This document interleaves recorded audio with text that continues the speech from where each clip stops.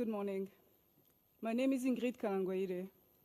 Excellencies, today we gather here at the Kigali Genocide Memorial to honor the memory of the victims of the genocide against the Tutsi.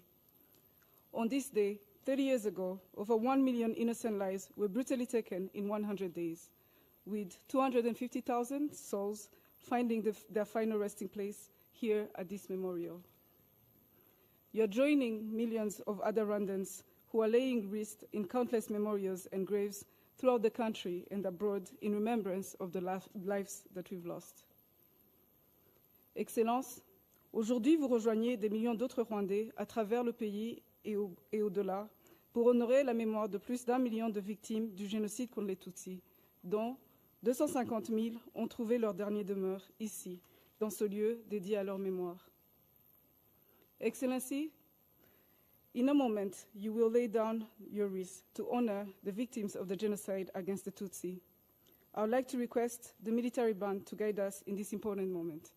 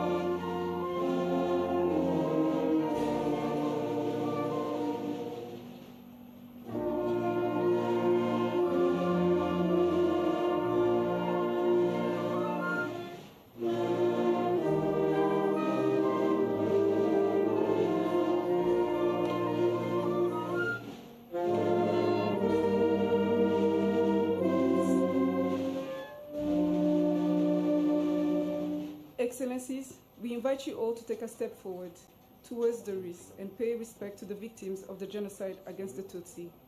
Please take a moment of reflection as the military band plays the Rivari.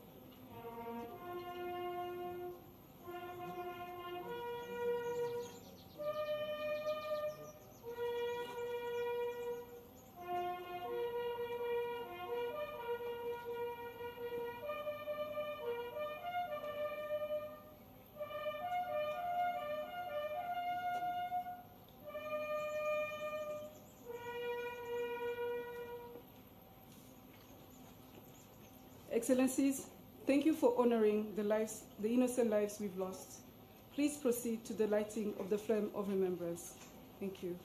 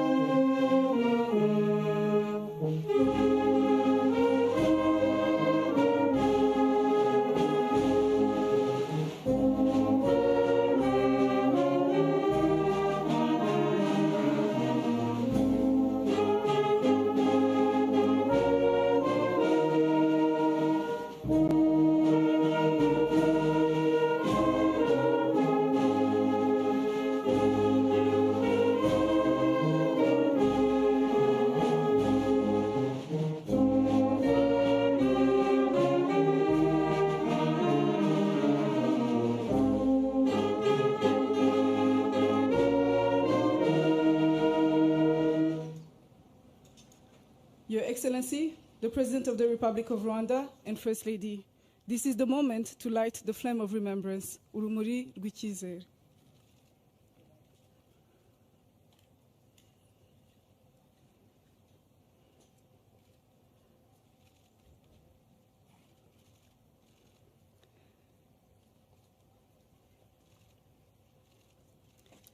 This flame symbolizes not only our past, but the hope for tomorrow. It will keep burning for the next 100 days. Thank you, Your Excellencies, for guiding us as we conclude the first part of our commemoration event. The commemoration event will continue at BK Arena. Thank you, Your Excellencies. Murakoze, merci beaucoup.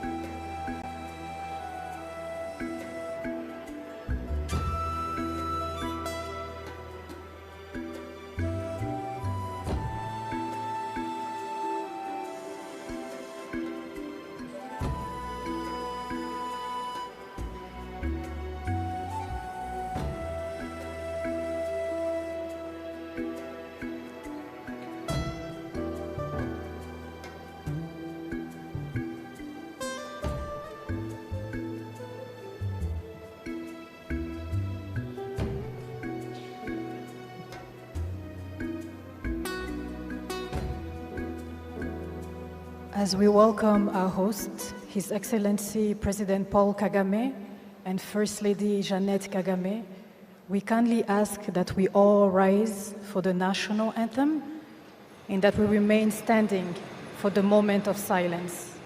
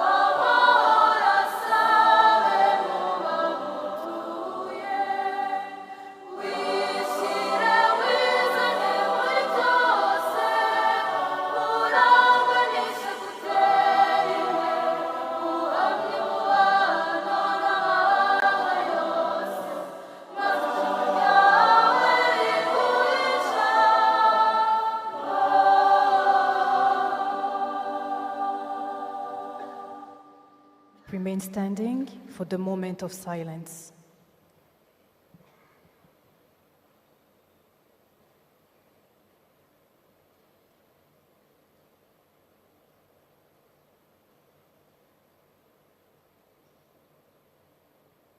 You may be seated.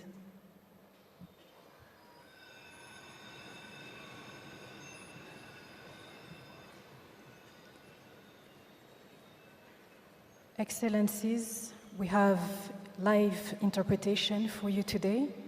Please tune to channel 1 for English, channel 2 for French, channel 3 for Arabic, and channel 4 for Portuguese. Le canal 1 pour l'anglais, le canal 2 pour le français, le canal 3 pour l'arabe et le canal 4 pour le portugais. Nyakubahwa Perezida wa Repubulika na Madamu, banyacyubahiro muterane hano, bashyitsi bahire, nshuti z'u Rwanda, banyarwanda, banyarwandakazi, mudukurikiye kuri radio, televiziyo no ku mbuga nkoranyambaga, mwaramutse. Nitwa Mukurarinda Alain Bernard, nkaba ndi umuvugizi wungirije wa guverinoma. Nyakubahwa Perezida wa Repubulika, dutewe ishema no kwakira kandi duhaye ikaze abashyitsi baje batugana baturutse imihanda yose ngo twifatanye kwibuka kuri uyu munsi tariki ya 7 Mata umwaka wa 2024 twibuka ku nshuro ya 30 Jenoside yakorewe Abatutsi.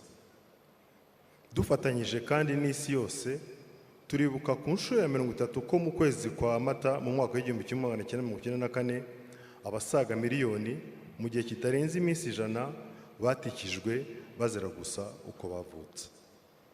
Excellencies, honorable guests, ladies and gentlemen, all protocol observed.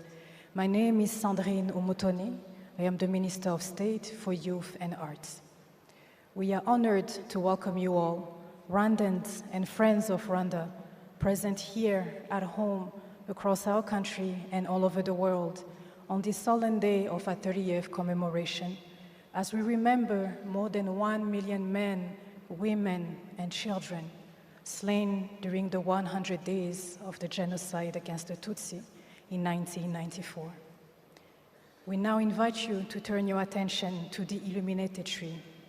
The tree's branches and foliage represent the protection that targeted families could not find during the genocide and that Rwandans today can count on. The upright trunk echoes the aspirations of the young generation, reinforced by the internal light and flowing sap of life within. The roots illustrate the memory of the past that we must preserve, our shared Rwandan culture on which we are all anchored and from which we draw inspiration and strength to reach for the sky as we build a brighter future. Muri uyu mwanya mureke twakire Minisitiri w'Ububanyi n'Amahanga Dr. Biruta Vincent, arakurikirwa na Minisitiri w'Ubumwe bw'Abanyarwanda n'inshingano mboneragihugu Dr. Jean Damascene Bizimana. Excellences, Monsieur le Ministre, la parole est à vous.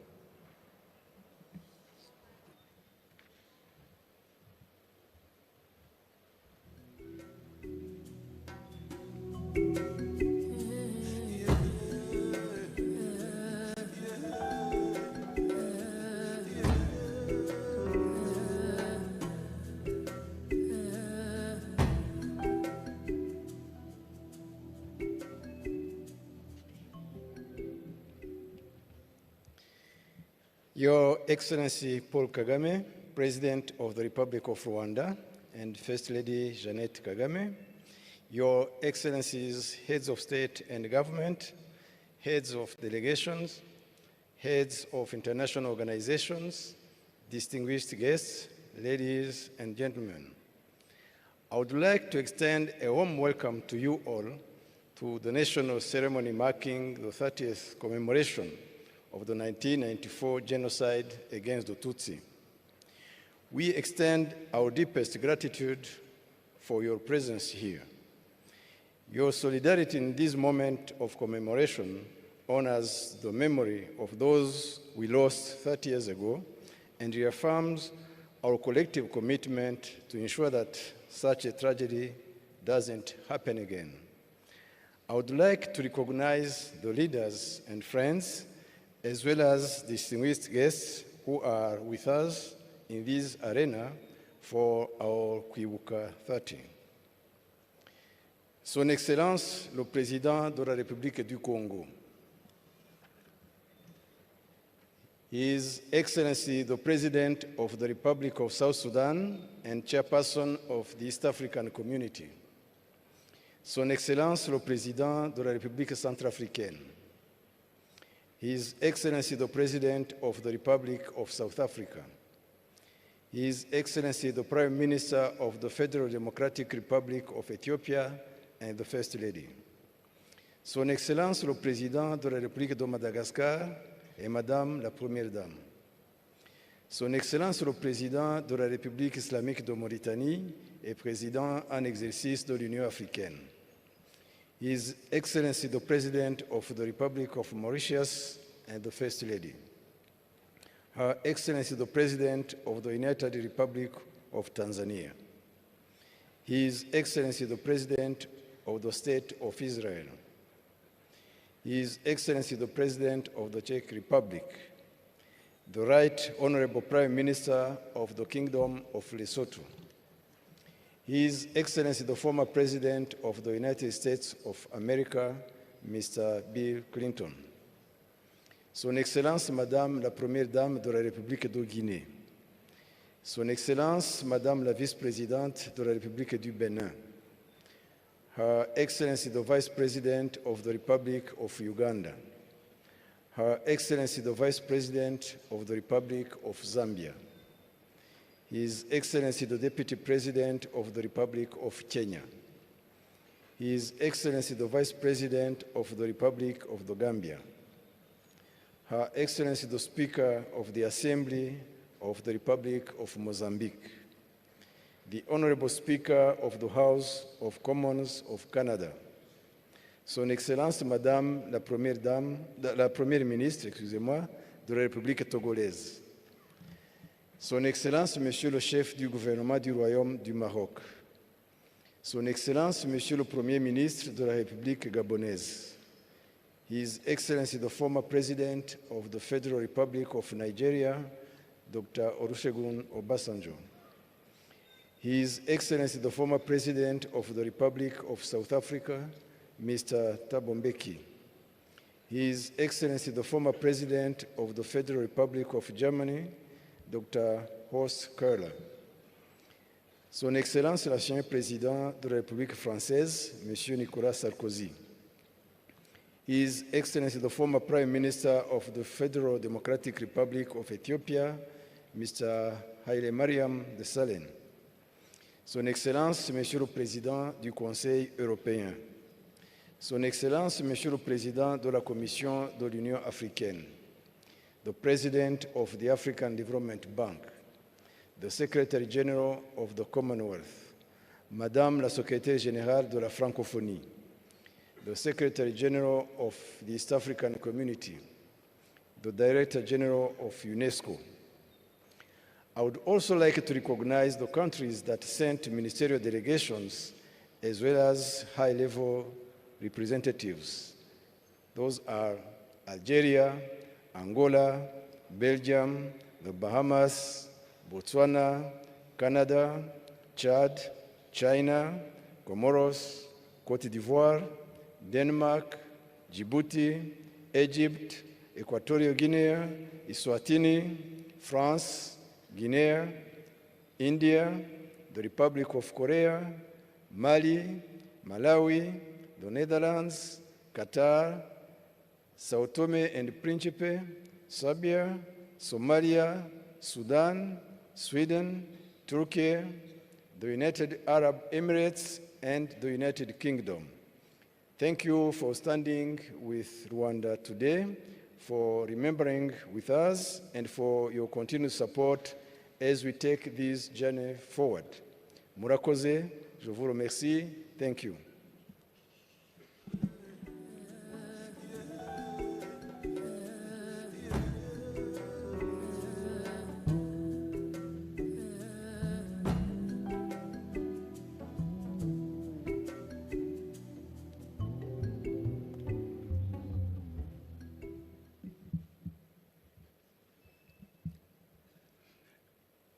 nyakubahwa Perezida wa Repubulika, ba nyakubahwa bakuru b'ibihugu na za guverinoma n'imiryango mpuzamahanga, banyacyubahiro mwese mwadutabaye, mbashimiye umwanya mu mpaye w'ikiganiro ngo mvuge mu ncamake iby'ingenzi byaranze Jenoside yakorewe Abatutsi twibuka ku nshuro ya 30. Ndibanda ku ruhare mpuzamahanga rwatumye Jenoside ishoboka, na n'ubu hakaba hagikwiye impinduka mu ikumirwa rya Jenoside ku rwego mpuzamahanga. Ndagira ngo nkomereze mu rurimi rw'Igifaransa. Nous commémorons l'extermination de plus d'un million de Tutsis que les États auraient pu sauver. L'ONU a reconnu ce chiffre effroyable dans la résolution 2150 du 16 avril 2014, en notant 3 éléments ci-après. Il existe des preuves accablantes que des actes de génocide ont été commis à l'encontre du groupe Tutsi. Plus d'1 million de personnes ont été tuées dans ce génocide. Et prenant note, en s'en inquiétant, de toute forme de négation de ce génocide. Le 7 juillet 2000, une commission d'enquête de l'Union africaine, dirigée par son Excellence Ketumire Masire, ancien président du Botswana, publiait son rapport intitulé « Un génocide qu'on aurait pu éviter ». Le rapport a reconnu la responsabilité de l'Union africaine comme suit. Le génocide qui advint au Rwanda aurait pu être évité par ceux de la communauté internationale qui étaient en position et avaient les moyens de le faire. Mais à cela, la volonté a fait défaut et non pas les moyens. Fin de citation. Le 15 décembre 1999, une commission de l'ONU, dirigée par M. Ingvar Carlsson, ancien Premier ministre suédois, publiait un rapport similaire en concluant ce qui suit.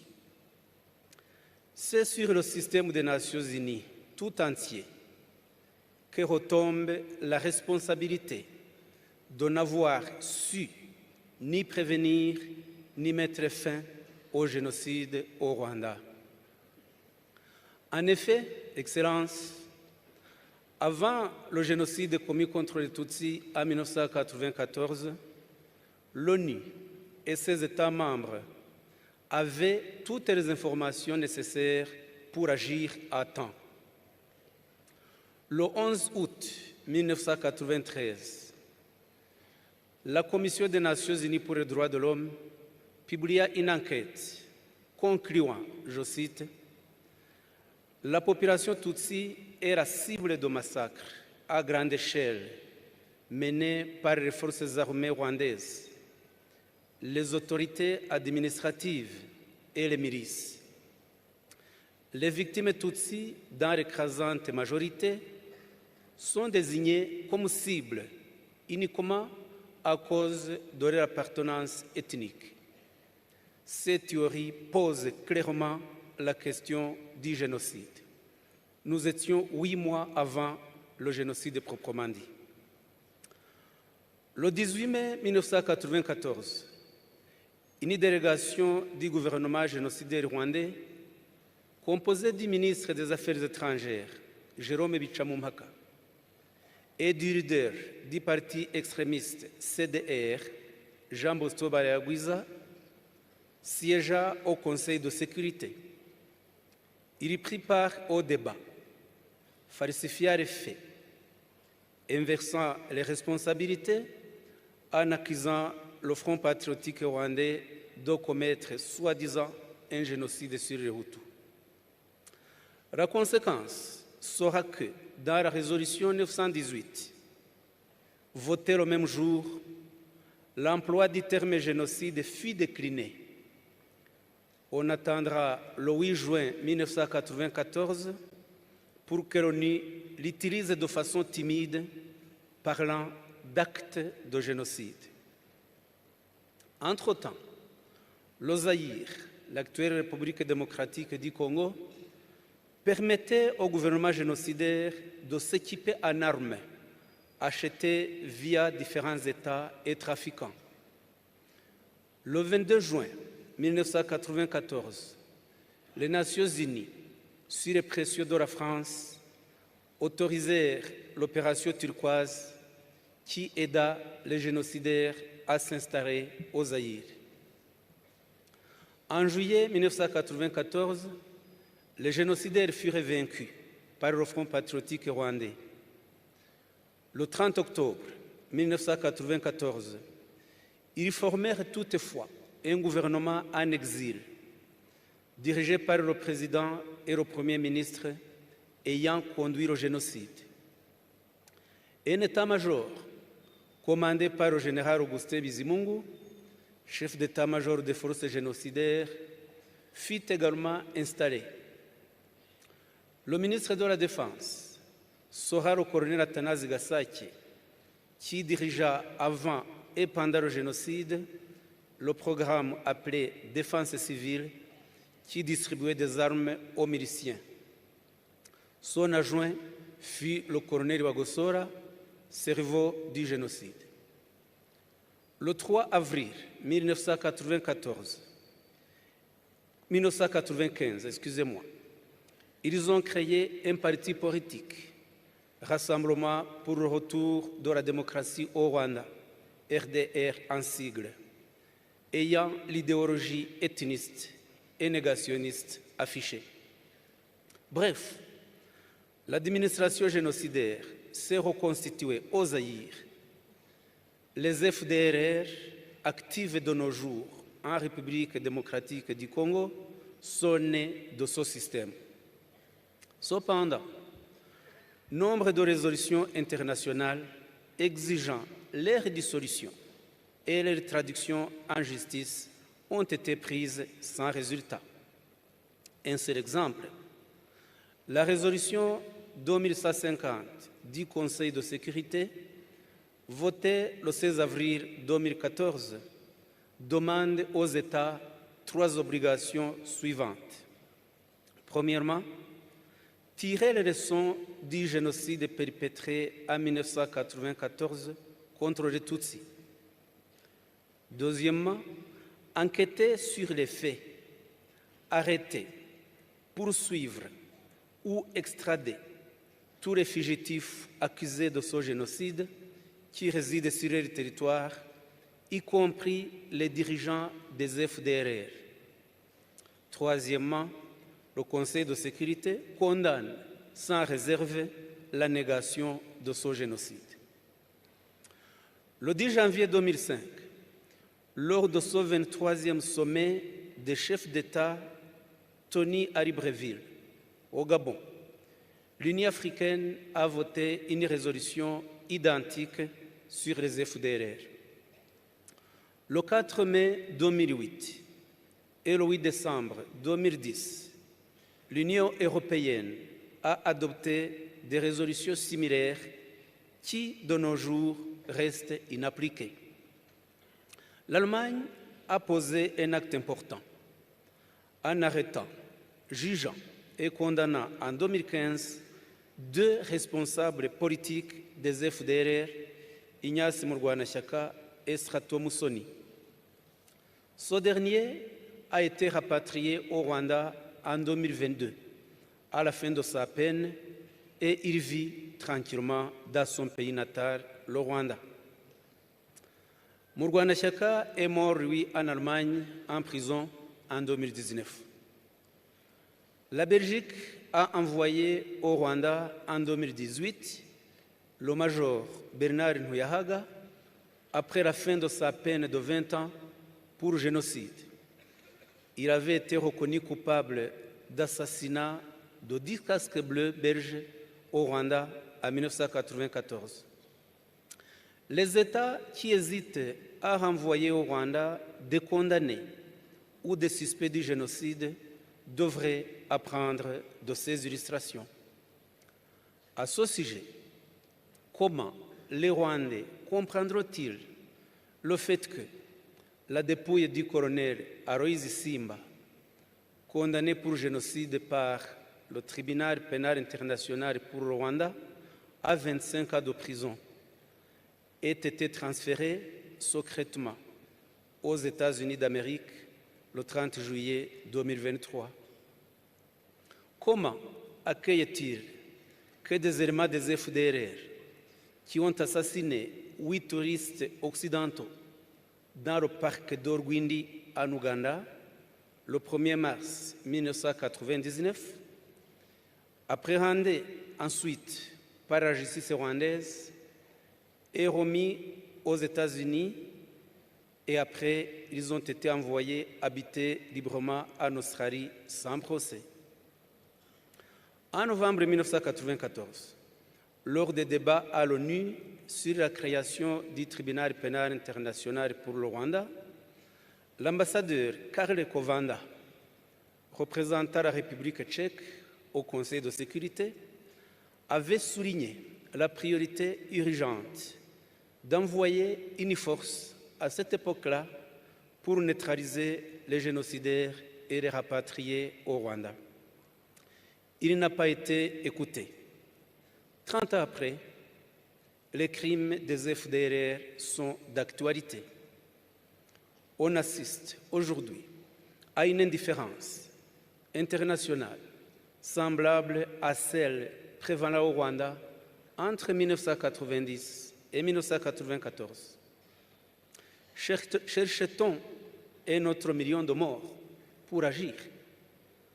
Ce serait une honte que cette commémoration appelle à stopper. Je vous remercie, Excellence.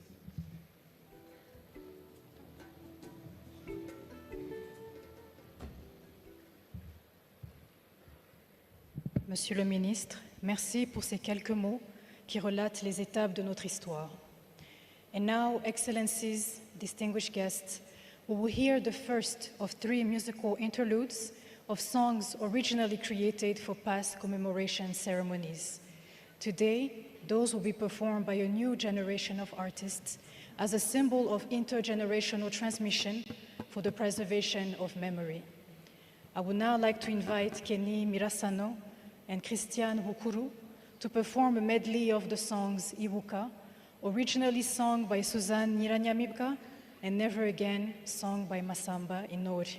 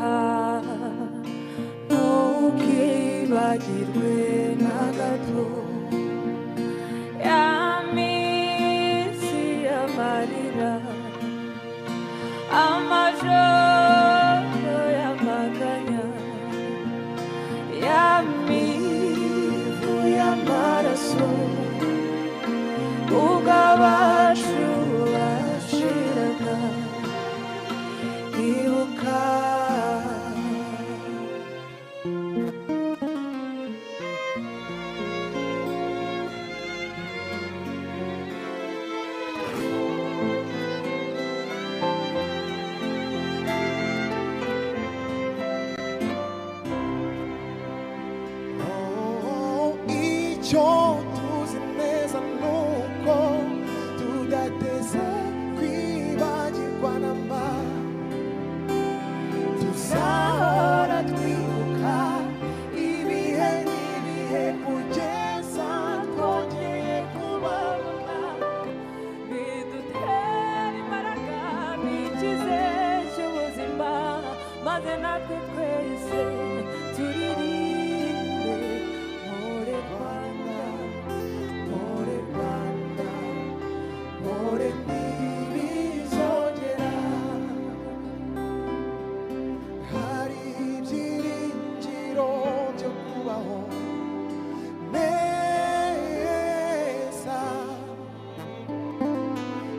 hari ibyiza byinshi bidutegereje.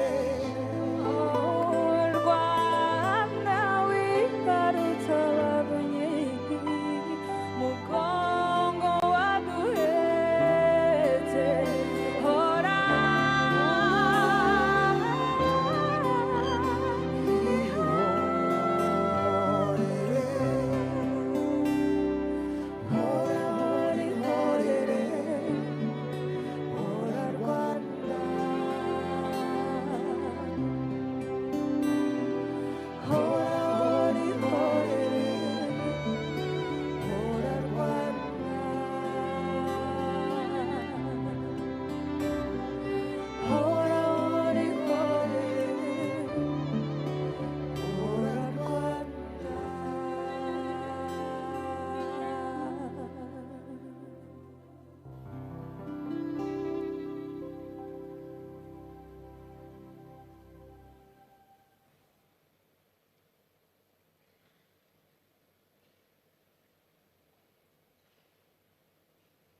of Rwanda when the genocide started. Mrs. Ruiz will be with us momentarily. Thank you.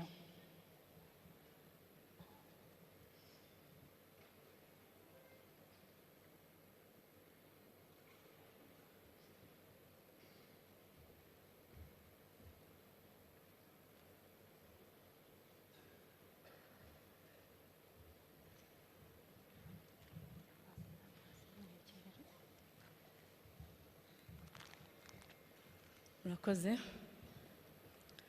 Nyakubahwa Perezida wa Repubulika, nitwa Ayinkamiye Marie Louise, navukiye mu ntara y'Uburengerazuba mu karere ka Ngororero mu murenge wa Nyange, ni mu cyahoze ari komine Kivumu, prefecture ya Kibuye, mbere ya jenoside. Ndubatse, mfite umugabo n'abana 5. Nyakubahwa Perezida wa Repubulika, nagira ngo mbwire abateraniye hano ko ubuhamya bagiye kumva ari ubw'umuntu wari ufite imyaka 11 mu gihe cya jenoside.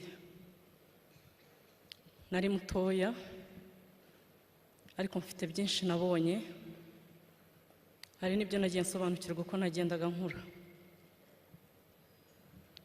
Navutse mu muryango w'abana 7, abakobwa 3 n'abahungu 4, dufite ababyeyi bombi, tubayeho ubuzima busanzwe bw'abandi banyarwanda. Cyakora twari dufite umwihariko, twari dusangiye n'abandi banyarwanda bitwaga Abatutsi, bwo kubaho mu buzima budafite umutekano wuzuye.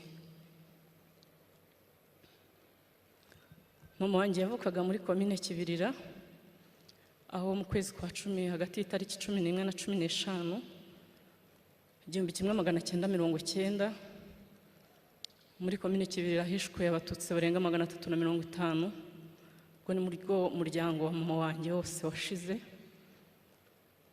Ntangira kubona ko tubayeho ubuzima tudafitiye uburenganzira. Ni kenshi cyane nabonaga mu rugo ijoro amafirimba avuga, induru zikavuga, nkabona ababyeyi baratubyukije bakajya kuducumbikishiriza mu baturanyi cyangwa se ku kiliziya cyangwa mu babikira. Ibyo nabibonaga kenshi. Ikindi nuko mu mashuri kwigagamo, jewe ishuri nigagamo twara Abatutsi 2, gukorerwaho umwitozo wo kuduhagurutsa bavuga ngo Abahutu bahaguruke n'Abatutsi bahaguruke. Ikintu cyanteraga igikomere gikomeye ko nabonaga iwacu mu rugo twifashije mu buryo natekereza ko ari twe dukwiye kuba turi abantu bameze gutyo. Nagira ntekereza ko bibaye ari ibigurwa bagombye kuba barabiguze kugira ngo natwe twebone mu muryango. Nabonaga abandi benshi babarizwamo kandi bikadutera ipfunwe mu bandi. Mu 1994 kwezi kwa 4 ku itariki 7 twari iwacu mu rugo mu muryango. Habyarimana yapfuye, ndabimenya nk'uko n'abandi bose babimenye, cyakoze njyewe sinamenye ingaruka bidufiteho ku myaka yanjye, numvaga ari bisanzwe, ariko mbona abandi barijimye, mbona ntabwo babayeho, harimo ikintu kidasanzwe. Mu rugo iwacu mu bana 7 twari duhari turi 5 ku itariki 8, mama na papa wacu. Mama wacu we yari yagiye Gitarama kure mu isengeneza aho wari urwaye. Jenoside itangira atari mu rugo, byaje kumuviramo amahirwe yo kurokoka arokokeye i Kabgayi. Musaza wanjye mukuru w'imfura yamenye ibirimo bitegurwa, agenda n'amaguru yihuta Gitarama n'amaguru mu ijoro, agerayo nawe byamufashije kuzarokokerayo. Nari mfite mukuru wanjye wundi mukuru, ntabwo yabaga mu rugo, yari yaragiye kwiha Imana aba ahantu bita Mukarange. Uwo munsi wacu mu rugo ku itariki 8, mu ijoro ryo ku itariki 7/8 twari dufite umuryango twari duturanye wabaga hitwaga Ibweramana. Iryo joro baraye bawishe, wari umuryango mugari cyane. Hanyuma nkangutse mbona iwacu hateraniye abantu benshi, ndikanga, barambwira bati kwanda ku bana bapfuye. Mu gitondo papa byuka abwira mukuru wanjye ati jyana murumuna wawe na musaza wawe mutoya mujye ku kiliziya, natwe nimugoroba turaza kubasangayo. Ubwo yari kiliziya ya Nyange, paruwasi ya Nyange, niho bari barimo kutwohereza. Njyewe nahise ndababwira ngo mwanyemereye njyewe nkajya kwa marene wanjye. Nari mfite umubyeyi wabatisimu, nari maze iminsi mikeya mbatijwe, numvaga ari ahantu mparaye, ntabwo ari uko nari nzi ko naharokokera. Hanyuma ndababwira ntwaritse akaba ariho nigira, kuko n'ubundi ku kiliziya atari amakiriro, yari amabura kindi kujyayo. Barambwira bati se n'ubundi ntabwo tuzi aho umuntu azakirira, nibakureke wigendere. Navuye mu rugo nzamukana na mukuru wanjye na musaza wanjye mutoya, abandi basaza banjye bakuru 2 bari mu rugo, bari bagiye kwahura amatungo. Hanyuma tugeze ahantu twagombaga gutandukanira, bagakomeza bajya ku kiliziya, nanjye ngakomereza aho yitwaga Ingobagoba, aho nari ngiye kwihisha. Mukuru wanjye arandeba arambwira ati ngaho genda, Imana nikugirira neza tugashobora kurokoka tuzongera tubonane. Ariko ntabwo byashobotse, mukuru wanjye ntabwo nongeye kumubona ukundi.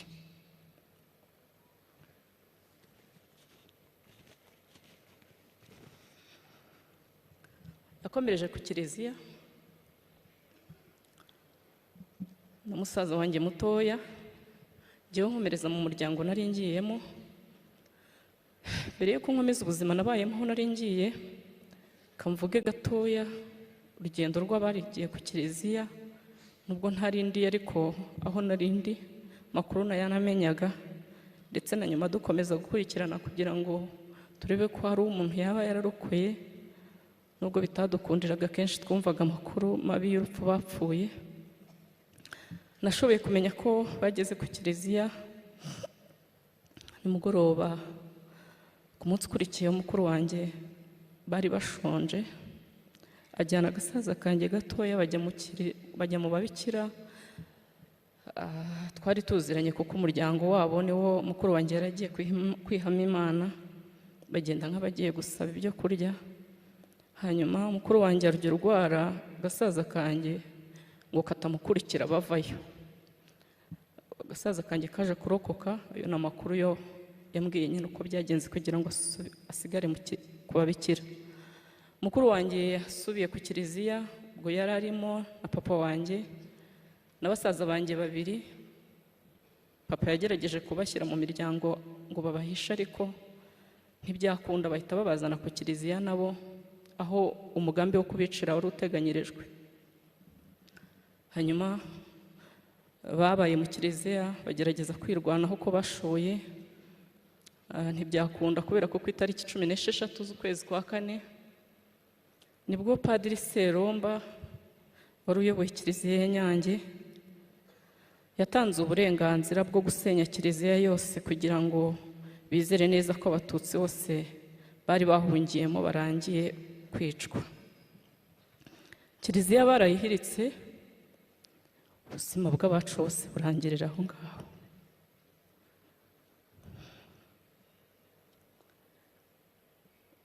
Ubwo ninjye wari ukomeje kubaho ko nabitekerezaga. Nari naragiye mu muryango kwa marene, yari umugabo n'umugore, umugore wahigwaga, umugabo adahigwa. Umugabo yari umwarimu, umugore ari umugerefiye w'urukiko, bari abantu bakomeye. Hanyuma akaba umusozi utari uri hafi y'iwacu, hamwe hari muri Ngobagoba, ahandi iwacu ari Murambi. Jyewe ntari umwana muto ku myaka 11, ntabwo abantu benshi baho bari banzi. Ariko kubera ko urwo rugo rwari rurimo uwo mubyeyi, hahoraga ibitero buri munsi. Bazaga kuhatera, bakadusohora twese tugahagarara hanze. Ariko ngira muri urwo rugo, umugabo nyir'urugo yarambwiye, arabirebye barabibona ko mpahungiye. Arambwira ati nihagira umuntu ukubaza uwo uri we, ujye uvuga ko uri umwana wa, yambwiye izina rya mukuru we wabaga i Kigali, ati ujye ubabwira ko waje mu kiruhuko hano muri vacances. Hanyuma ndabifata, cyakora ntawe bimbajije.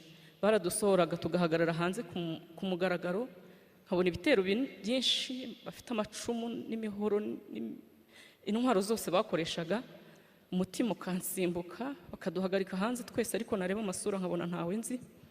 Bakinjira mu rugo, bagasahura ibintu byose, bakabimena, bashakamo uwo mudamu, bakamubura. Barangiza bagasohoka bakagenda. Urwo rugo ni urugo mfataho nk'intangarugero. Bagerageje guhisha umubyeyi wabo mu buryo bwose bushoboka.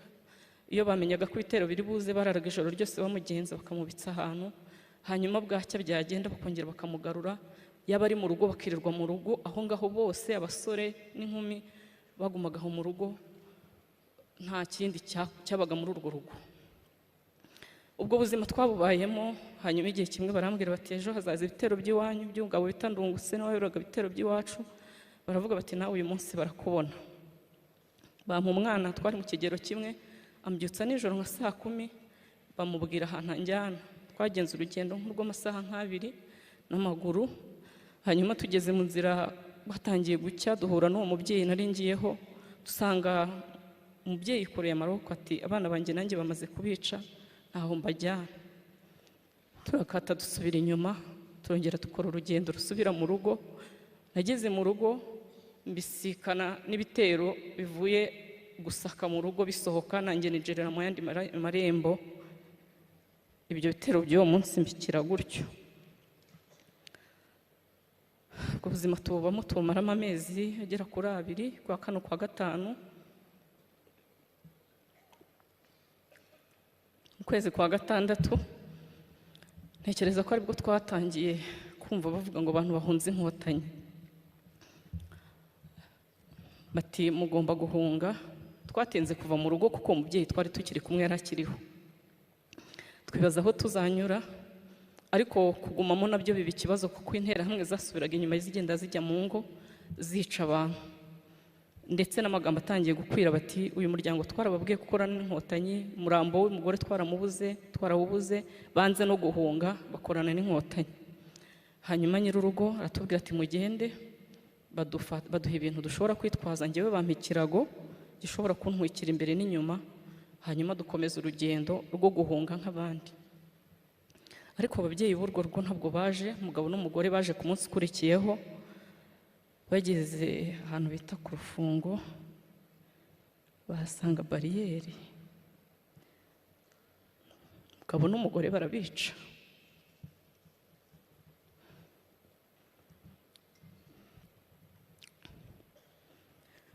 Aho twari tugeze Rubengera. Jyewe nari naramenyereye nyine ko nabaye imfubyi, ari njyewe uhari. Ba bana twari kumwe nabo, ubuzima bwabo nabo bawe bw'ubupfubyi. Hanyuma aho twari turi Rubengera baratubwira bati umukobwa mukuru usigaye muri urwo rugo, ubwo ni wari usigaye nyine ayoboye abasigaye, duhura n'umubikira bita mama Yohani, arambona aravuga ati uyu mwana ati hari musaza we ukiriho. Umukobwa baravugana, aramubwira ati ese kureba n'ubundi natwe tutamerewe neza, uyu nawe baza kumunyicana wamfashije nawe ukamujyana aho umusaza we ari. Umubikira aramfata anjyana ahantu hari imodoka y'abazungu b'abafaransa, nsanga hari abandi bantu badupakira mu iyo modoka, badutwikira nk'abatwikira imitwaro. Imodoka iragenda, tugenda tutazi aho tuva n'aho tujya, nza kwisanga tugeze ahantu hari ikigo cy'amashuri abanza bitaga ku Rwimpiri. Aho hari icyo bita zone turquoise. Mpageze badushyiramo, nsanga barimo barandika abantu. Mu by'ukuri nagendaga ntazi aho ngiye, abantu twari kumwe sinarinzi niba ari Abatutsi cyangwa ari Abahutu. Umuryango nari ndi kumwe nari maze kuwusiga. Umubikira wambwiye ngo ngende, nawe ntiyaje, na musaza wanjye akiriye sinashoboye kumubona. Noneho mbona mbayeho mu isi ntazi, ntigera hirya nicara ahantu ku ibuye, ntangira kurira.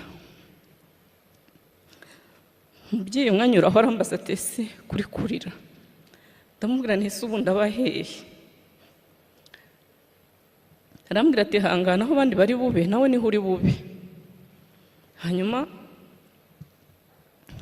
nza kubona ko ubuzima ari aho bukomereje, nza no kugira mugisha wo kumenya ko abantu ntiwamenya icyakubwiraga ibintu, nza kumenya ko abantu turi kumwe aho ngaho n'abari abandi Batutsi bakeya bashoboye kuzana nanjye bari guhunga, bahungishirijwe aho ngaho. Twari ahantu hari impunzi nyinshi hakurya no hakuno, ariko iryo shuri dusa n'abarimo turi Abatutsi, ku buryo twari dufite imbibi tutabasha kurenga, uharenze interahamwe zitazimwica. Aho hantu twabahaye ubuzima bugeze mu byumweru 2. Hanyuma numva bari kumva amaradiyo, bagize ibyishimo byinshi, bati inkotanyi zifashe igihugu, bati turatashye. Bavuze ngo turatashye, umutima numva urongera urandiye, ntangira kwibaza aho ngewe ntashye. Mu by'ukuri numvaga ari njye uri ku isi njyenyine mu bantu iwacu. Hanyuma buracya batwuriza imodoka, baratubwira bati mugende. Twurira imodoka z'Abafaransa turagenda, cyakoze none ntabwo twagiye badutwikiriye, twarabonaga hanze tuhareba. Hanyuma tugera ahantu badukuramo, baratubwira ngo dukomeze imbere. Tuvamo dukomeza imbere, twigiye imbere tubona imodoka ya gisirikare, imodoka y'abasirikare b'inkotanyi, twinjiramo, inkotanyi ziratujyana. Icyo gihe igikorwa cyahabereye ntabwo nashoboye gusobanukirwa icyo ari cyo, cyakoze naje kumenya nyuma yuko hari habayeho ubwumvikane hagati y'inkotanyi n'Abafaransa kugira ngo bashobore kurekura impunzi z'Abatutsi bari bafite. Kuba Perezida wa Repubulika, mwarakoze kudukurikirana no kudushakisha aho twari turi hose.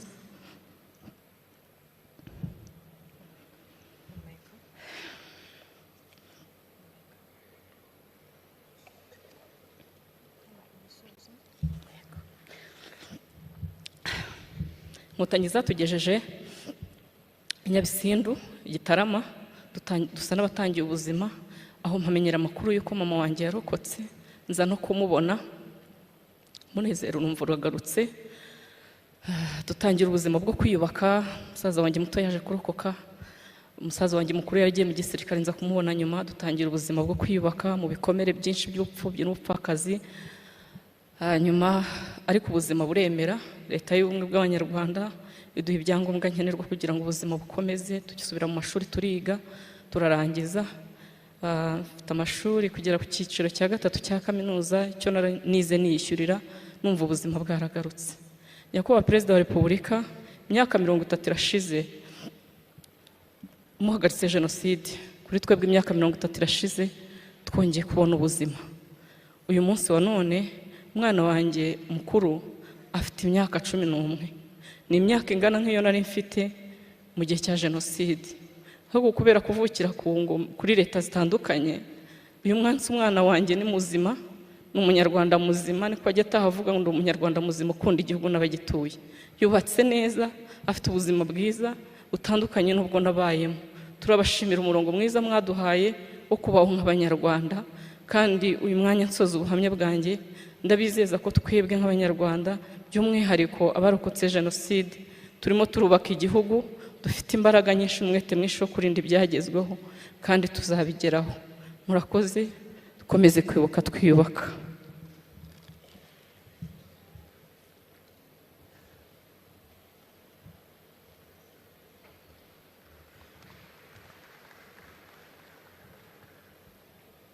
Louise Komera, Turiho. Thank you for your grace, your strength, and resilience. Excellencies, honorable guests, nous allons à présent assister à une représentation artistique intitulée The Gift of Time, qui reprend en 3 temps l'histoire de notre pays. Ce morceau de danse contemporaine regroupe des jeunes artistes provenant de différentes troupes de danse de notre capitale.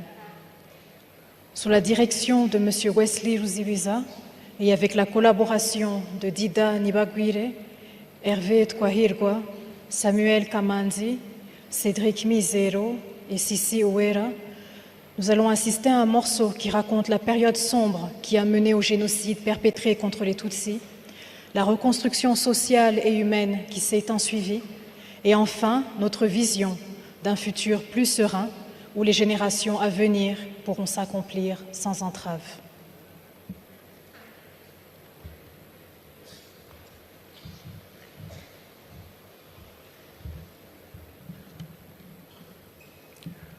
Nyakubahwa Perezida wa Repubulika, tugiye gukurikirana igihangano cya Ruzibiza Wesley.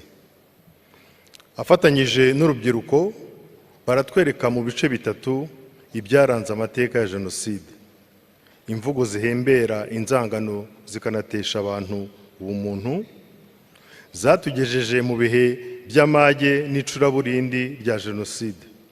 Ariko nyuma yo kubabarirana no kwiyunga, ejo heza hazaza h'u Rwanda harizewe, kuko icyo abana barwo bashyize imbere ari ukurubanamo nta wishisha undi.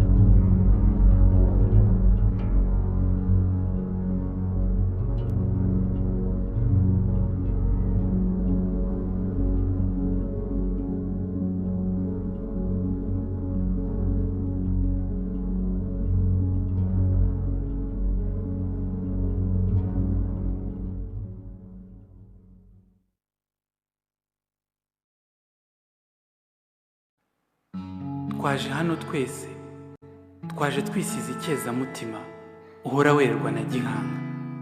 Babyeyi batubyaye, babujije kuturera no kutubona ubudukuze. Namwe bavandimwe bacu, barimo ibisekeramwanzi, byasekeraga imihoro. Nimuseke mugororoke, mwakira amaturo y'amashami yanyu yashibutse. Nimwakira amatungo atungiwe i Rwanda. Nimwakira imbuto zisakambye mu Rwanda. Mudutsindira abanzi nk'uko twanabatsinze. Impundu duteye ntizibateshe ijabiro ryanyu. Museke mugororoke.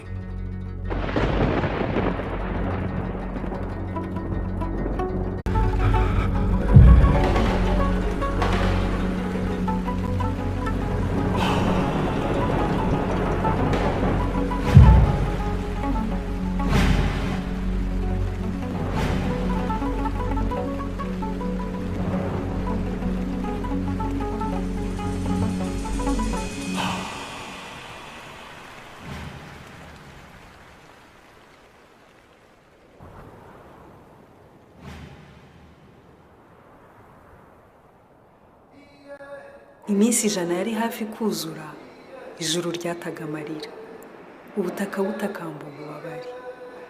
100 days of pain and sorrow, 100 jours de pleurs et de noirceur.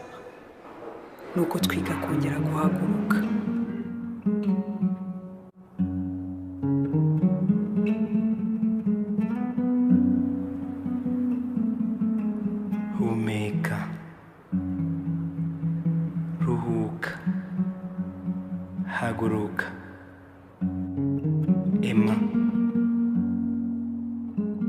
komera.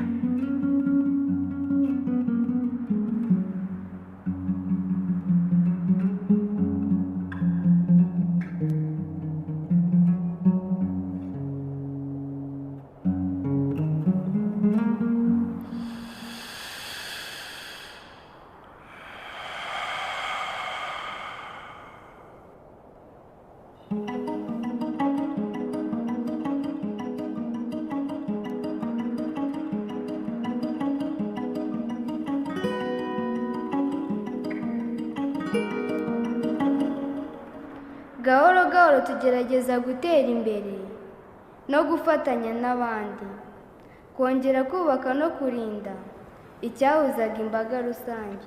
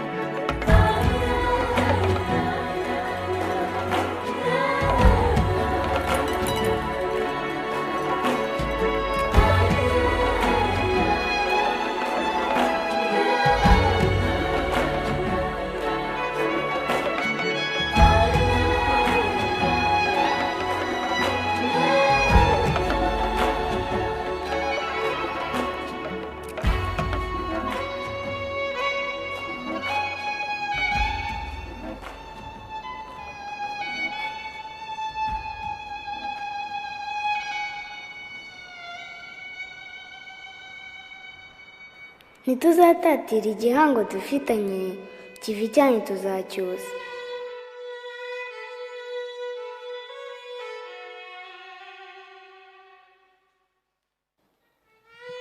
We remember. We remember. We remember.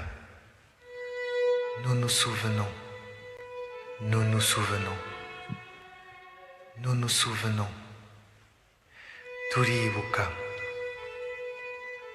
Turibuka. Turibuka.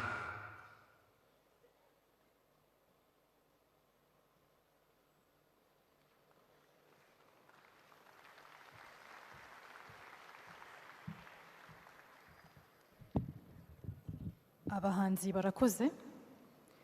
Nous allons à présent écouter les messages de solidarité de nos distingués invités.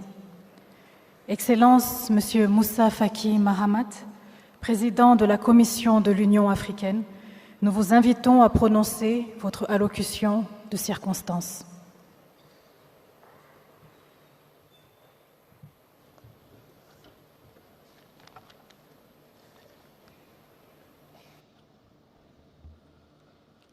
Excellence Paul Kagame, président de la République du Rwanda. Excellences, Mesdames et Messieurs les chefs d'État, de gouvernement et de délégation. Excellences, Mesdames les Premières Dames,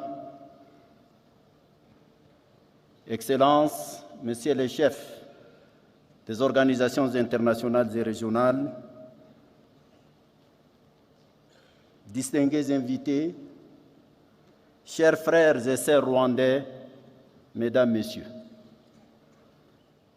C'est toujours un moment de rendez-vous fort, avec mille et une immenses émotions, de profonds questionnements et des sentiments admiratifs des capacités de relèvement chaque fois que nous foulons le sol de ces pays sortis vers le haut de ces cendres. Le génocide contre les Tutsis, dont nous méditons la 30e commémoration aujourd'hui, est pour moi tout cela à la fois. Il y a 30 ans, l'horreur s'abattait sur le Rwanda. Des forces meurtrières, nourries par des funestes idéologies ethnicistes, répandaient un discours de haine, un discours manipulateur, un discours avilissant au sein de la population de ce beau pays, connu pour la douceur de son climat et la verdure de ses collines.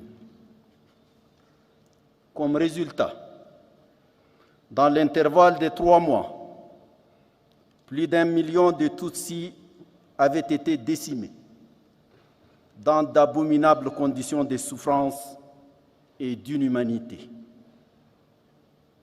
3 décennies après le déclenchement de cette horreur indescriptible, nous sommes toujours interloqués, douloureusement questionnés sur l'absurdité, la déraison, la folie, le dépassement éhonté des limites de notre humanité. Comment? Pourquoi? Pour quelle fin? Quel mobile? Quelle soif étanche-t-on par l'extermination des autres, de tous les autres? Que pourrons-nous dire ou faire aujourd'hui? D'abord, d'accomplir un devoir de remembrance. Il faut en effet se souvenir pour ne pas oublier. Il faut se souvenir ensuite pour comprendre la profondeur des blessures infligées. Il faut se souvenir enfin pour mesurer la bestialité qui somnole en l'homme et trouve paradoxalement un exutoire dans une totale destruction de la dignité humaine. dans les crimes intrafamiliaux et autres commis au grand jour, parfois en plein site religieux, lesquels, dans un tragique retournement inattendu de rôle, s'étaient rendus complices d'une malfaisance inadmissible et généralisée. Il faut se souvenir de surcroît, surtout pour apprécier, sur fond de fierté inaltérable, le chemin parcouru par le Rwanda depuis cette sombre époque.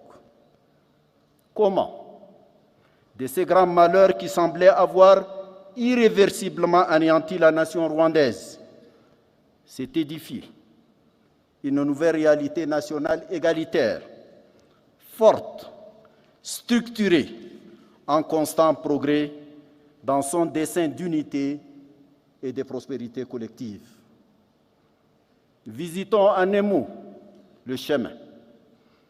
Il est balisé en premier lieu par une réconciliation des cœurs, des esprits, des consciences. Cette refonte des âmes s'est élaborée à travers une combinaison réussie des ressources de la justice et des sources de la sagesse africaine, éclairée par une volonté politique trempée dans l'acier et marquée par une obstination à atteindre le but poursuivi. Le processus de relèvement rwandais s'est projeté à corps perdu dans le futur. Excellences, Mesdames et Messieurs, Monsieur le Président Paul Kagame,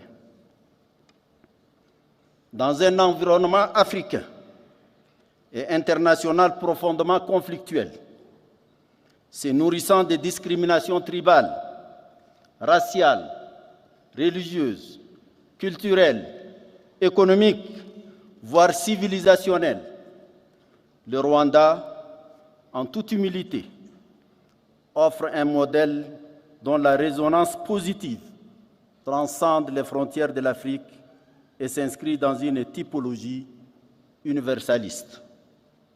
Soyez-en fiers, chères sœurs, chers frères rwandais. Ce panorama saisissant est dessiné d'une part par les malheurs et d'autre part par la construction patiente et méthodique d'un ordre social en pleine réconciliation. Comment dès lors ne pas s'incliner devant le génie du peuple rwandais qui a su, sous un leadership exemplaire à tous égards, transcender toutes les fragilités de l'être humain. En dernière analyse, il faut se souvenir, oui, se souvenir pour renouveler le serment. Plus jamais ça. Plus jamais ça. C'est aussi un serment de fidélité aux valeurs élevées de travail, d'empathie et de solidarité qui raffermissent les liens d'humanité entre tous les hommes et toutes les femmes du pays. L'Union africaine, dont toutes les nations furent profondément bouleversées par l'indescriptible tragédie du génocide contre les Tutsis, n'avait malheureusement pas trouvé au moment du drame, à l'instar d'autres acteurs internationaux, dont la responsabilité aujourd'hui est établie, les réponses appropriées. Le rappel historique de tout à l'heure nous le rappelle. Personne, pas même l'Union africaine, ne saurait se disculper de son inaction face à la chronique d'un génocide annoncé. Ayons le courage de le reconnaître et surtout de l'assumer. Ce n'est pas trop cher payé pour les victimes et leurs descendants.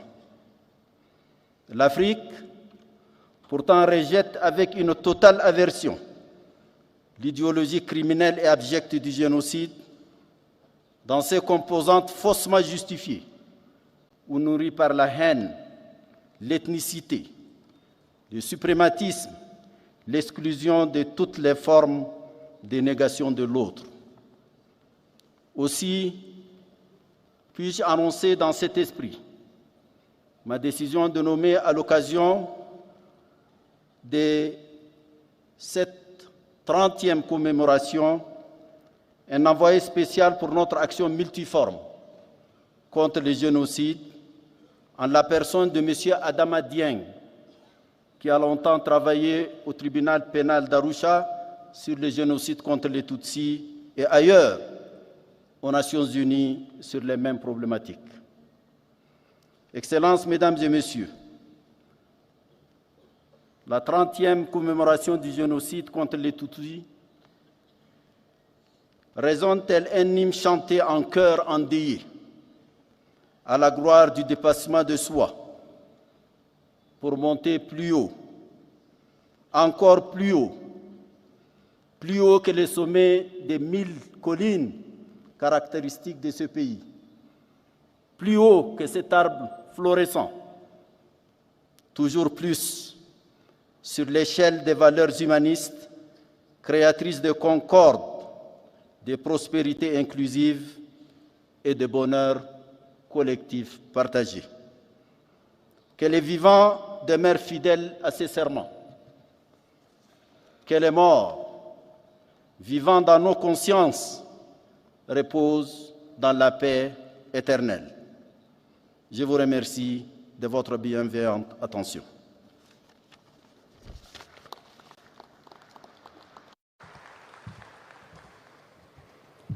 Excellence, Monsieur Moussa Faki Mahamat, merci d'être venu vous tenir à nos côtés.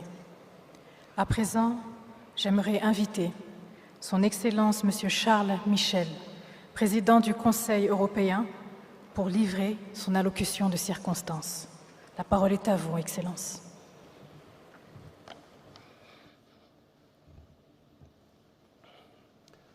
Monsieur le Président de la République Paul Kagame, chère Première Dame Jeannette Kagame, Excellences, Mesdames et Messieurs les chefs d'État et de gouvernement, Mesdames et Messieurs,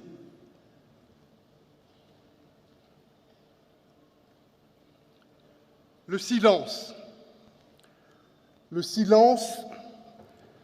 c'est le respect, le silence, c'est le recueillement, le silence, c'est aussi la commémoration en communion du génocide perpétré contre les Tutsis. Nous entendons ces bruits, ces clameurs, ces cris qui remontent d'il y a 30 ans. Et j'ai, en me tenant devant vous, en mémoire ce témoignage d'un enfant. Il avait à l'époque l'âge de mes enfants. Il s'appelle Révérien. Et il décrit sa maman du retour du marché en avril 1994, qui lui dit sa peur, qui lui dit qu'il faut prier, parce que la fin approche.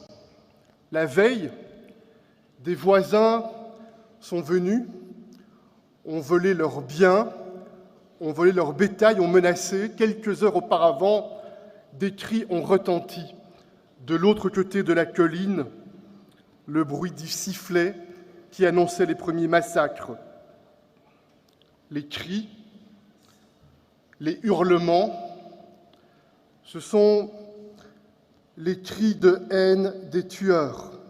Cette haine qui, depuis quelque temps déjà, avait été propagée, distillée, essaimée comme un poison. Les cris, ce sont aussi les cris d'effroi des victimes brutalisées, des victimes mutilées, violentées. Ces victimes, c'est un papa, une maman, un enfant. Ces cris, On les entend depuis la maison voisine, on les entend depuis les écoles, depuis les églises, depuis un barrage au bord d'une route. Et ces cris, c'est aussi le dernier cri de celui qu'on assassine, un appel au secours, un appel à l'aide, un cri de dignité, un appel à la vie. Et puis les bruits s'amenuisent au fur et à mesure que la machette frappe et enlève des vies. Les tueurs se déplacent et continuent encore et encore. Plus d'1 million de vies décimées.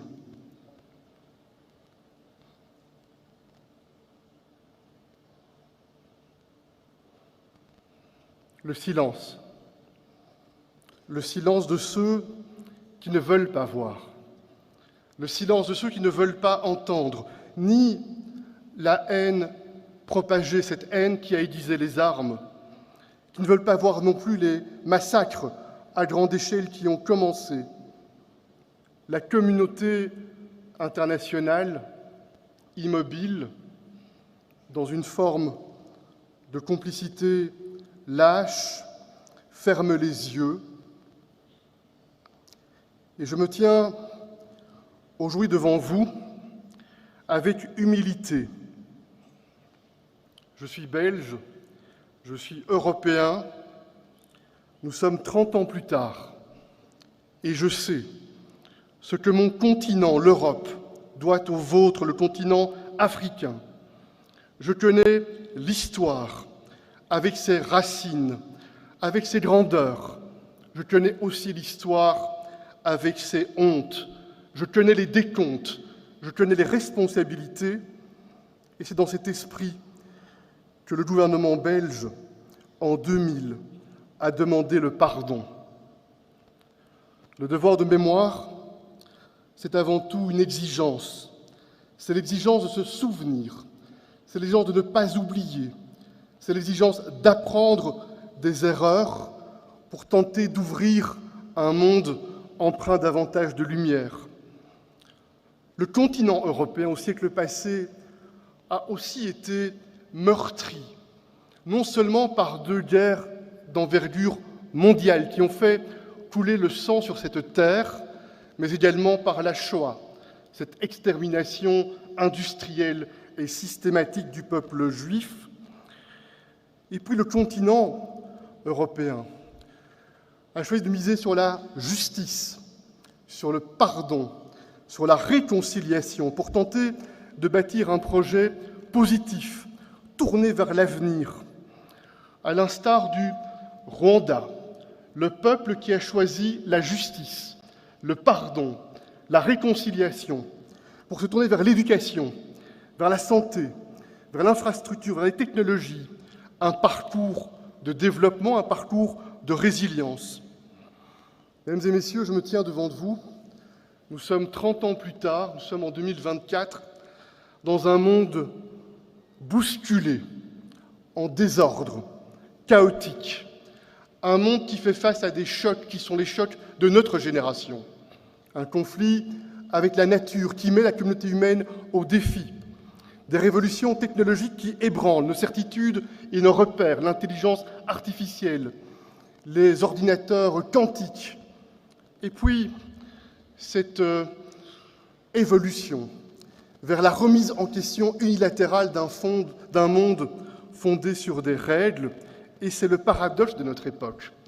Une intelligence humaine qui produit des bonds en avant technologiques inimaginables il y a quelque temps à peine, et en même temps un monde empreint d'injustice, un monde empreint d'inégalité, de discrimination et de conflits, au moment où on se parle sur chacun des continents. Dans ce monde en tourment, l'Union européenne considère que les valeurs de dignité humaine, l'appartenance au genre humain, la lutte contre les discriminations qui ancrent cette charte des Nations Unies doit être notre boussole pour qu'il n'y ait pas de double standard. C'est ainsi que nous condamnons, avec les termes les plus forts, l'attaque terroriste menée par le Hamas à Gaza, et nous demandons la libération des otages sans condition. Mais nous voulons aussi, au départ du Conseil européen, qu'un qu'un accès humanitaire soit possible et qu'un cessez-le-feu puisse intervenir, ainsi que le respect des décisions de la Cour internationale de justice. Monsieur le Président, Excellences, Mesdames et Messieurs, sur cette terre, aux 1000 collines, cette terre verdoyante, il y a 30 ans, l'horreur absolue, infinie, a frappé. Que de douleurs personnelles, que de tragédies. Et puis le choix a été celui de la réconciliation, le choix de la reconstruction pas à pas, avec ténacité, parole après parole, aveu par aveu, et le pardon pour retisser le tissu d'une société qui se fonde sur la dignité de chaque être humain, la foi dans le genre humain, la réconciliation entre voisins, entre communautés, entre pays. Cela requiert du courage, cela requiert de la volonté, c'est une exigence, mais c'est aussi une condition pour être à la hauteur de cet arbre de lumière qui représente l'espoir et l'espérance. Partout, toujours, porter cette lumière, la lumière de la dignité, c'est l'engagement qu'ensemble nous devons prendre, c'est le chemin, je forme le vœu, que nous empruntions. Merci pour votre attention.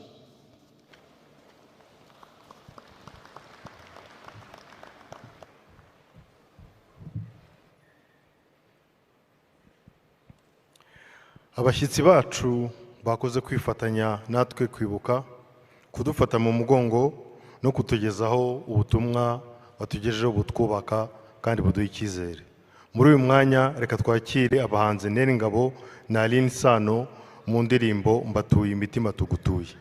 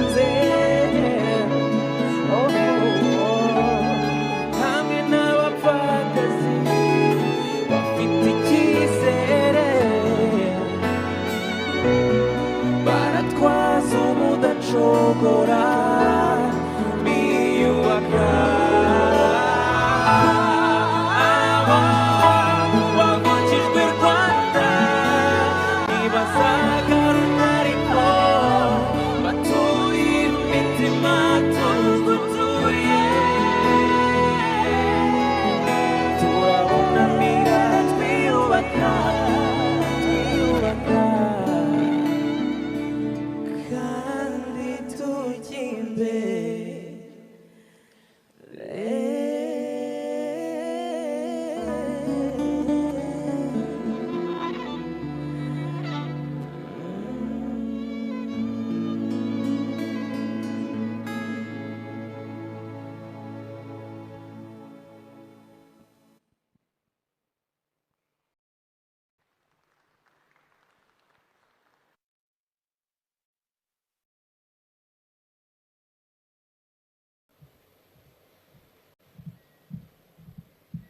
abahanzi barakoze, banacyubahiro, bashyitsi bahire, tugeze mu mwanya wo kwakira ijambo nyamukuru ry'uyu munsi.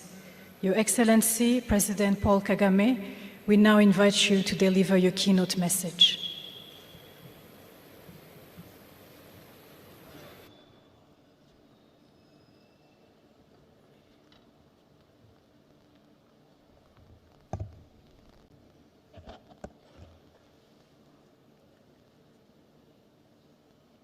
Dear friends, Excellencies, heads of state and government, and first ladies, former heads of state and government, and former first ladies, and heads of delegations. Special guests, Banyarwanda mwese. Abanyarwanda ndi busabe ko munyihanganira nkakomeza iri jambo mu rurimi abashyitsi bacu bari bushobore kumva neza.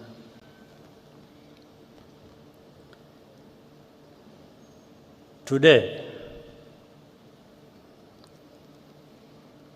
our hearts are filled with grief and gratitude in equal measure.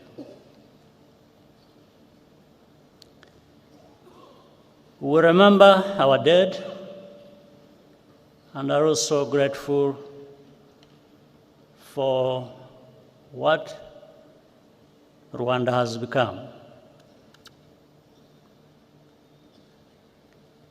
To the survivors among us,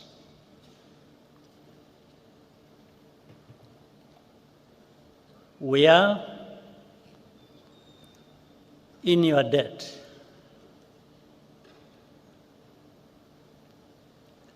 We asked you to do the impossible by carrying the burden of reconciliation on your shoulders. And you continue to do so, continue to do the impossible for our nation every single day, and we thank you.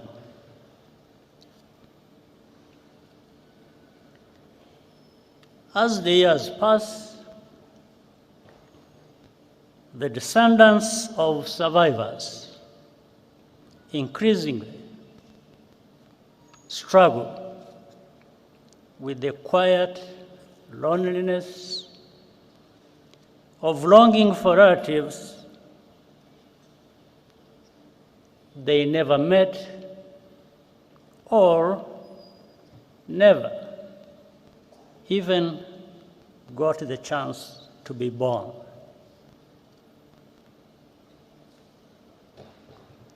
Today, we are thinking of you as well.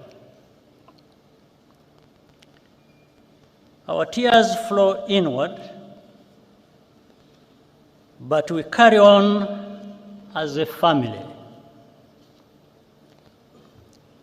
Countless Rwandans also resisted the call to genocide. Some paid the ultimate price for that courage, and we honor their memory. Our journey has been long and tough. Rwanda was completely humbled by the magnitude of our loss. And the lessons we learned are engraved in blood.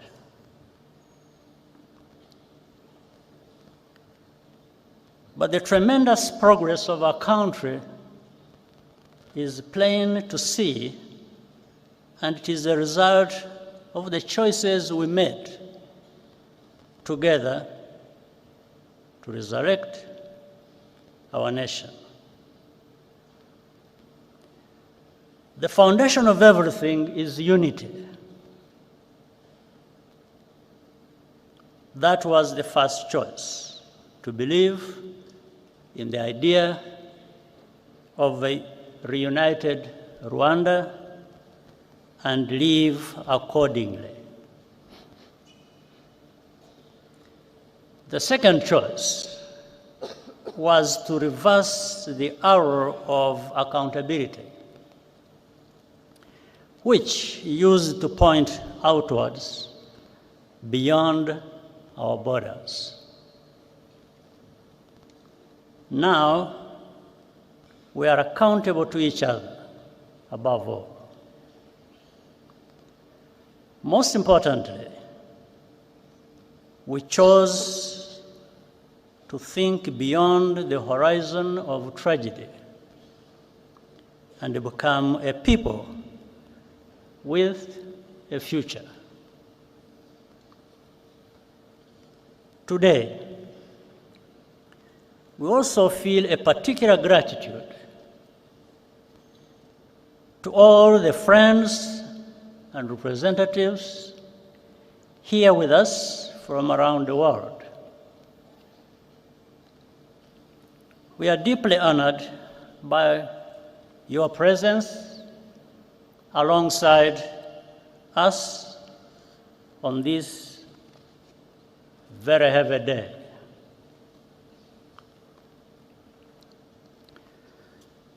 The contributions you have made to Rwanda's rebirth are enormous and have helped us to stand where we are now. I want to recognize a few while also asking for forgiveness for not being able to mention all who deserve it. For example, Uganda, which carried the burden of Rwanda's internal problems for so many years and was even blamed for that. The leadership and the people of Ethiopia and Eritrea helped us in starting to rebuild at that time. In fact, Prime Minister Abiy Ahmed, who is here, even served as a young peacekeeper in the immediate aftermath of the genocide. There is Kenya, Burundi, the Democratic Republic of Congo hosted large members and numbers of Rwandan refugees and gave them a home. Tanzania as well, and also played a unique role at many critical points, including hosting and facilitating the Arusha peace process. And here, I must single out the late President Julius Nyerere, who embodied the spirit which laid that foundation.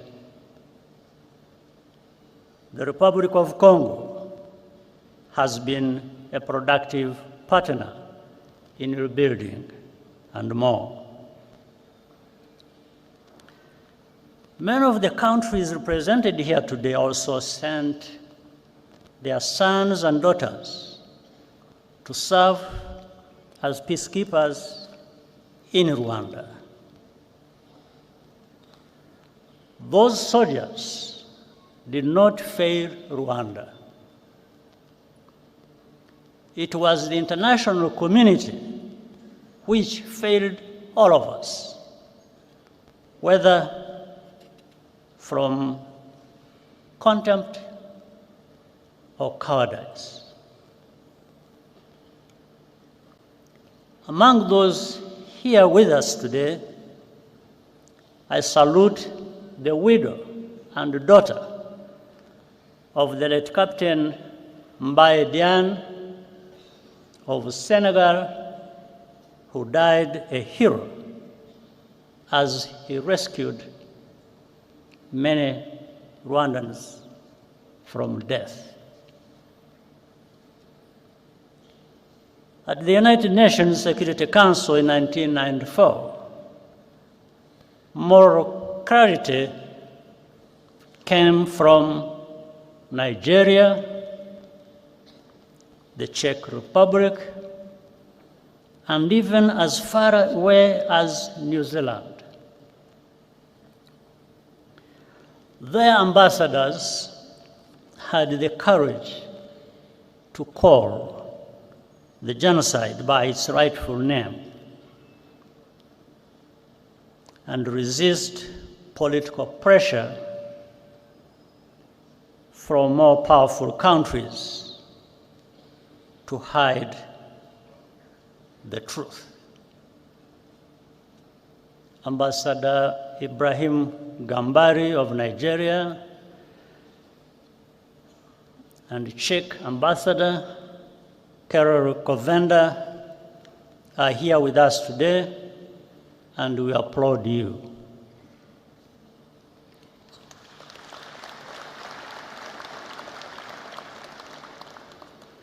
Even in countries where government policy was on the wrong side of history, both during the genocide and even afterwards, there were always individuals who stood out for their honesty and humanity. We shall always be grateful.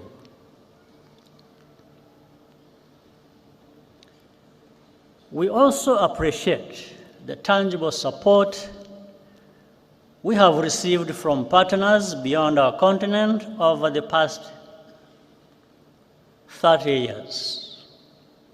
In Europe, the United States, Asia, and many international organizations and philanthropies. A notable example of solidarity came to us from South Africa, one among many. Indeed, the entire arc of our continent's hopes and agonies could be seen in those few months of 1994. As South Africa ended apartheid and elected Nelson Mandela president, in Rwanda, the last genocide of the 20th century was being carried out. The new South Africa paid for Cuban doctors to help rebuild our shattered health system and opened up its universities to Rwandan students, paying only local fees.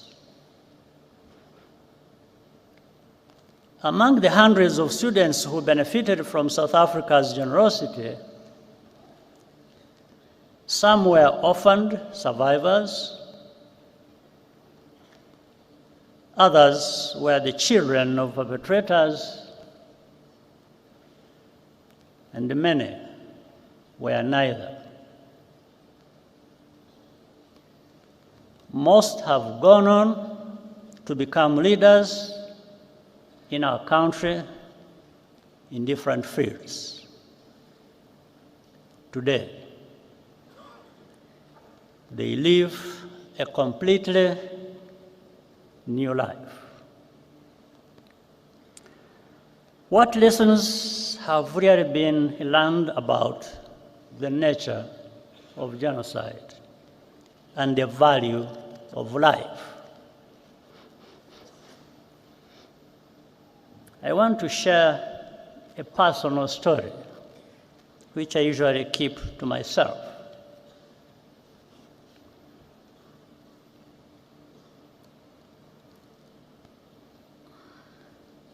My cousin, in fact, a sister, Florence,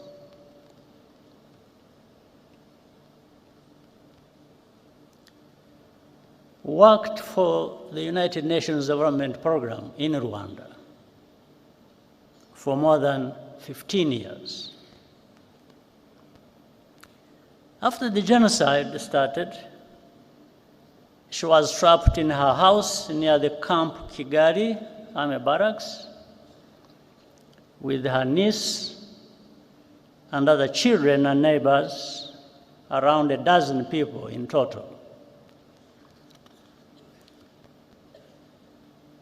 The telephone in Florence's house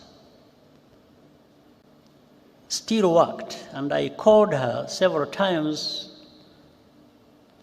using my satellite phone. Each time we spoke, she was more desperate, but our forces could not reach the area. When the commander of the UN peacekeeping mission, General Dallaire, visited me where I was in Mulindi, I asked him to rescue Florence. He said he would try.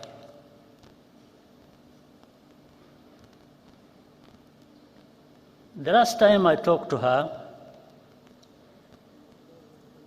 I asked her if anyone had come. She said no, and started crying.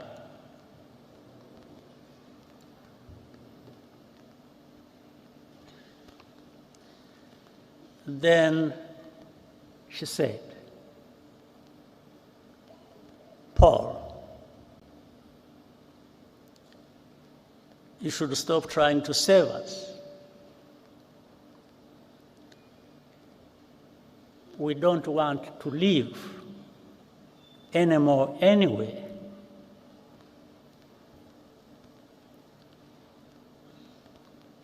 I quickly understood what she was saying, and she hung up.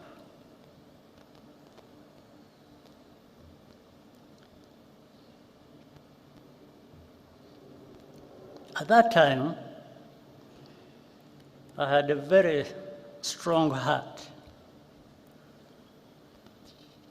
but it weakened a bit because I understood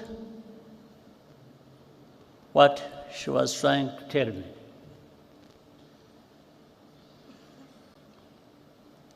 On the morning of May 16th, following a month of torture, they were all killed, except for one niece who managed to escape, and thanks to a good neighbor. It later emerged that a Rwandan working at the UNDP betrayed his Tutsi colleagues to the killers. Witnesses remember him celebrating Florence's murder the night after the attack. He continued his career with the United Nations for many years, even after evidence implicating him emerged. He's still a free man, now living in France.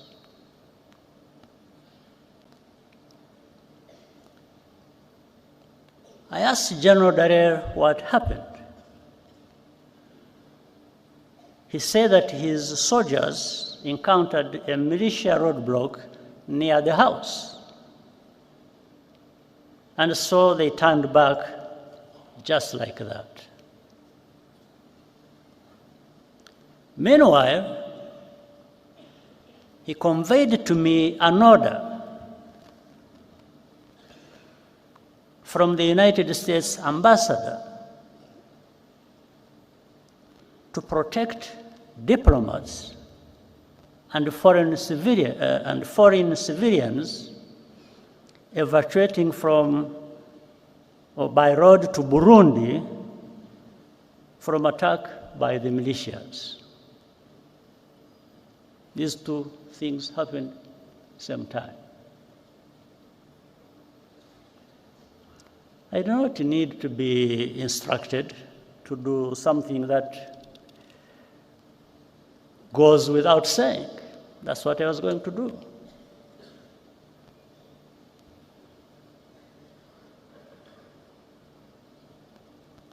But the militias ran away,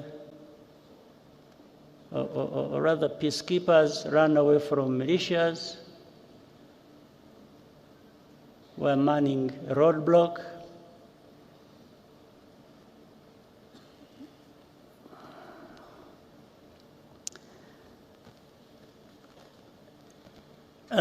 I do not blame General Dallaire. He's a good man who did the best that could be done in the worst conditions imaginable, and who has consistently borne witness to the truth despite the personal cost. Nevertheless, in the contrast between the two cases, I took note of the value that is attached to different shades of life. In 1994, all Tutsi were supposed to be completely exterminated once and for all, because the killings that had forced me and hundreds of thousands of others into exile 3 decades before had not been sufficiently thorough. That is why even babies were systematically murdered so they would not grow up to become fighters.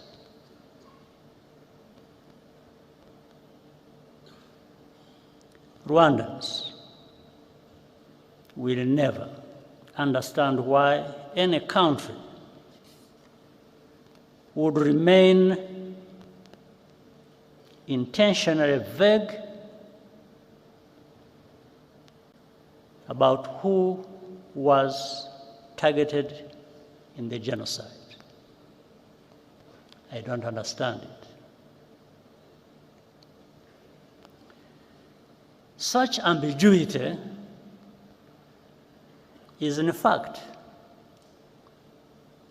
a form of denial which is a crime in and of itself. And Rwanda will always challenge it.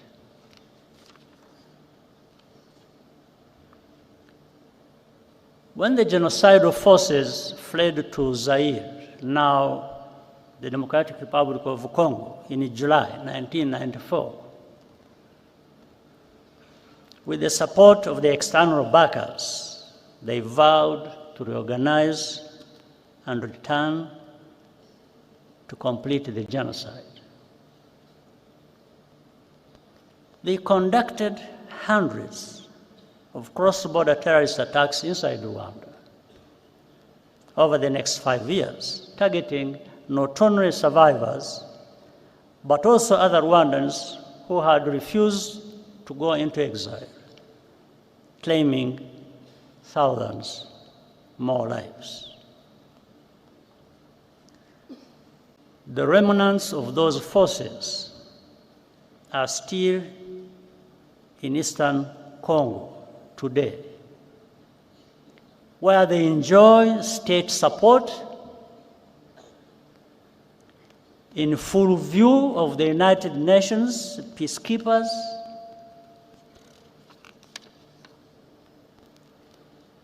their objectives have not changed. And the only reason this group today known as FDLR has not been disbanded is because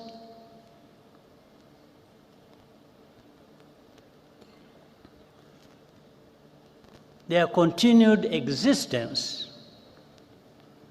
serves some unspoken interest.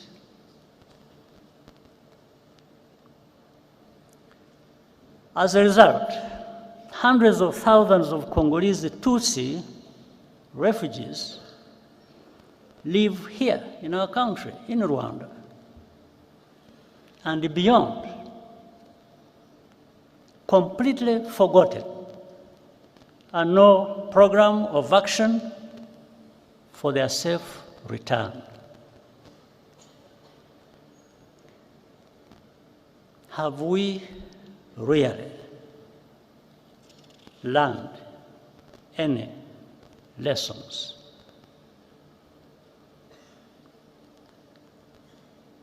We see too many actors, even some from Africa, getting directly involved as tribal politics is given renewed prominence and ethnic cleansing is prepared and practiced.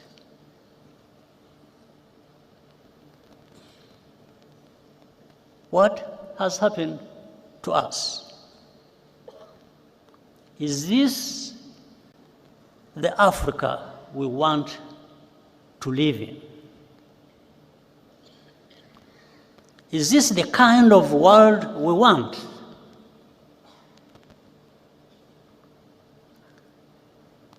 Rwanda's tragedy is a warning. The process of division and extremism, which leads to genocide, can happen anywhere if left unchecked. Throughout history, survivors of mass atrocities are always expected to be quiet, to censor themselves, or else be erased and even blamed for their own misfortune. Their testimony is living evidence of complicity, and it unsettles the fictions which comfort the enablers and the bystanders. The more Rwanda takes full responsibility for its own safety and dignity, the more intensely the established truth about the genocide is questioned and revised. Over time, in the media controlled by the powerful in the world, in this world, victims are branded as villains. And even this very moment of commemoration is derived as a mere political tactic. It is not. It never has been. Our reaction to such a hypocrisy is pure disgust.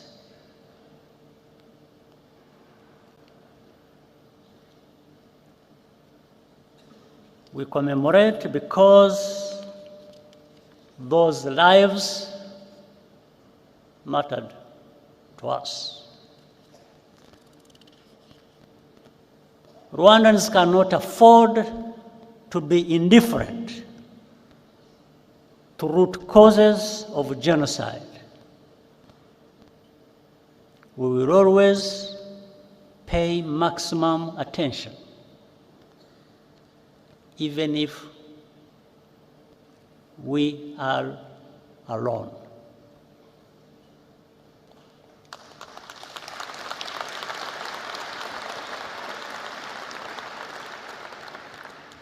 But what we are seeking is solidarity and partnership to recognize and confront these threats together as a global community.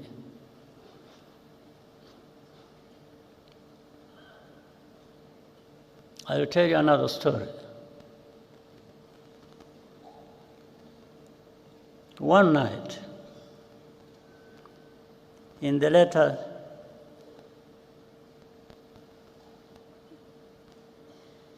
days of the genocide, I received a surprise visit past midnight from General Dallaire.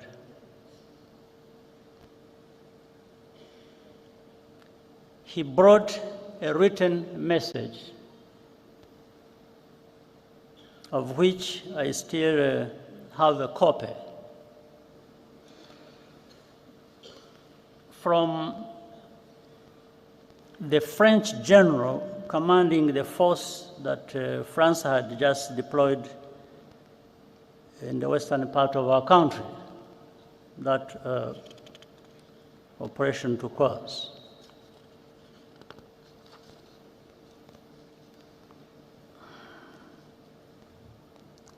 The message said that we would pay a heavy price, meaning those of us, the RPF, if our forces dared to try to capture the town of Butare, that is in the southern part of our country. So, and General Dallaire gave me additional advice. He said, in fact, he warned me. He said that the French had attacked helicopters and all kinds of arms.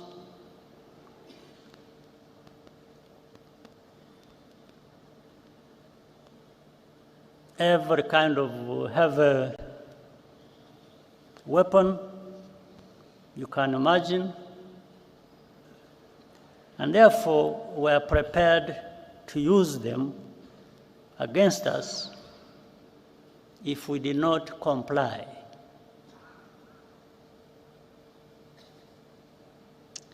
I asked Dallaire, I asked him whether French soldiers bleed the same way ours do. I asked him whether we have blood in our bodies. Then I thanked him and told him that he should just go and have rest and sleep, and have his sleep. After after giving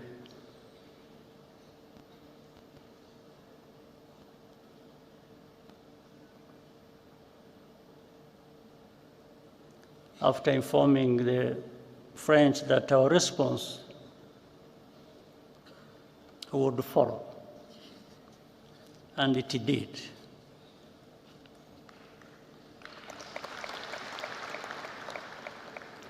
I immediately radioed the commander of the forces that were actually in that direction, in that area. Is called Fred Ibingira.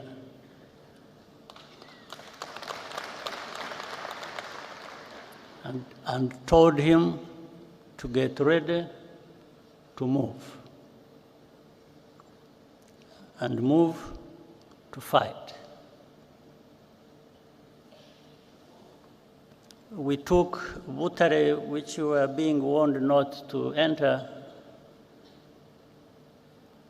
We took that town at dawn.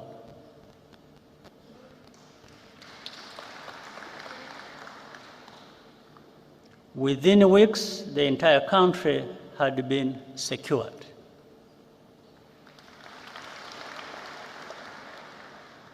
And we began rebuilding. We did not have the kind of arms that were being used to threaten us. But I reminded some people that this is our land, this is our country. Those who bleed will bleed over it.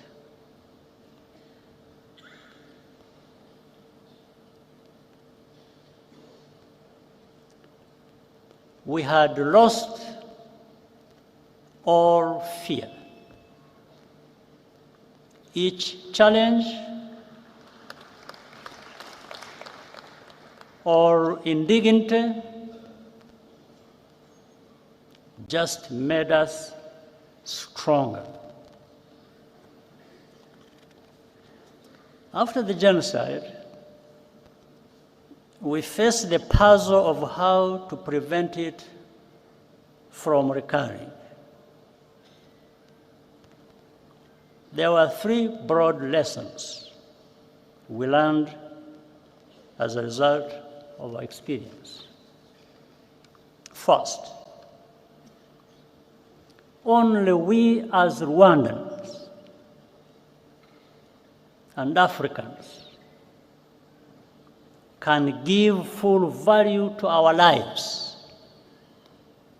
After all, we cannot ask others to value African lives more highly than we ourselves do.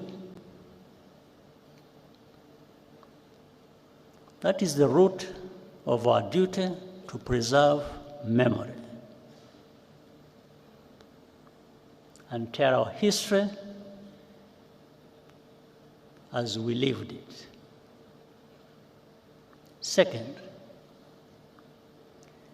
never wait for rescue or ask for permission to do what is right to protect people. They don't know what they're talking about.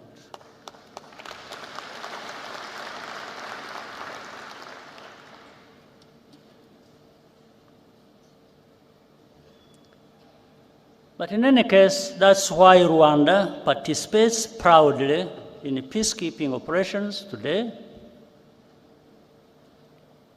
and also extends assistance to African brothers and sisters bilaterally when asked. Third,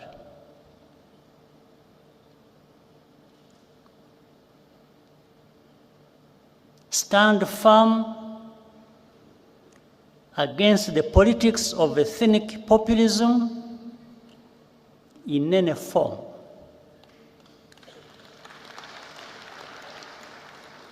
Genocide is populism in its purified form. because the causes are political. The remedies must be as well. For that reason, our politics is not organized on the basis of ethnicity or religion, and it never will be again.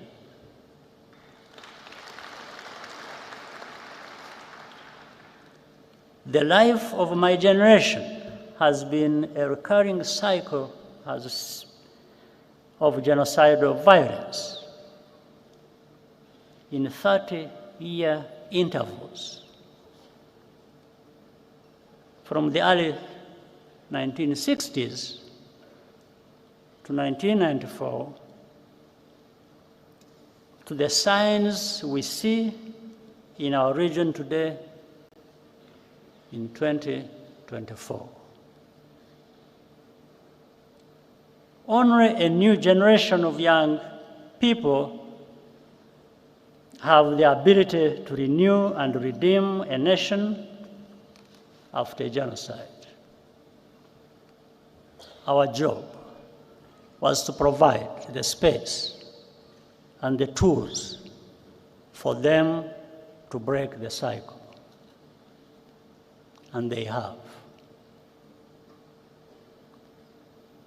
What gives us hope and confidence are the children we saw in the performance area, or the youth who created the tradition of Walk to Remember that will occur later today. Nearly 3/4 of Rwandans today are under age 35. They either have no memory of the genocide or were not yet born. Our youth are the guardians of our future.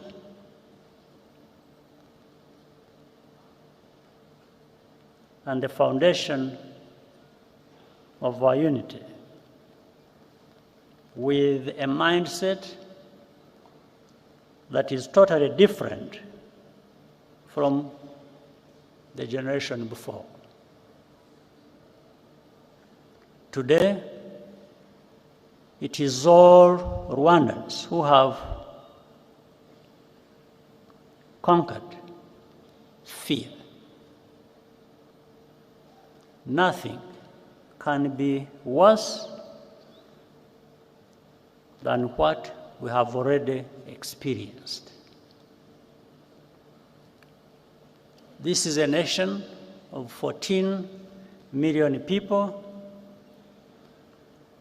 who are ready to confront any attempt to take us backwards.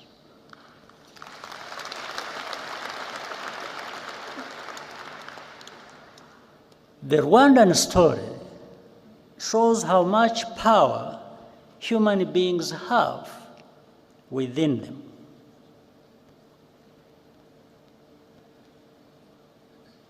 Whatever power you do have, you might as well use it to tell the truth and do what is right. During the genocide, people were sometimes given the option of paying for a less painful death. There is another story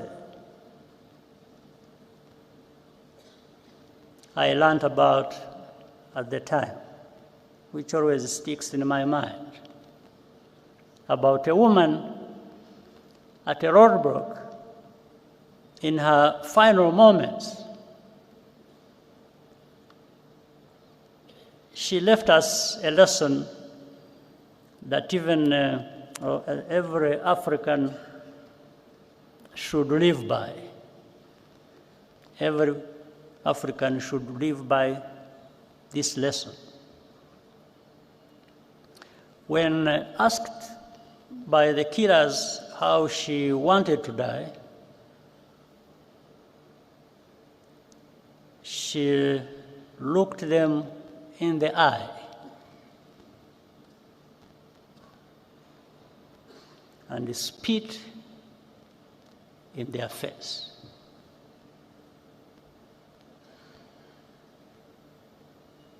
Today, because of the accident of survival,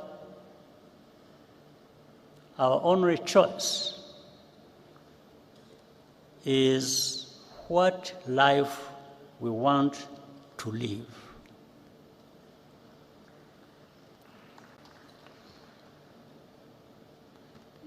Our people will never, and I mean never,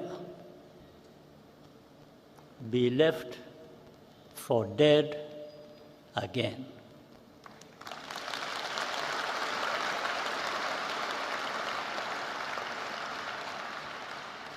I thank you.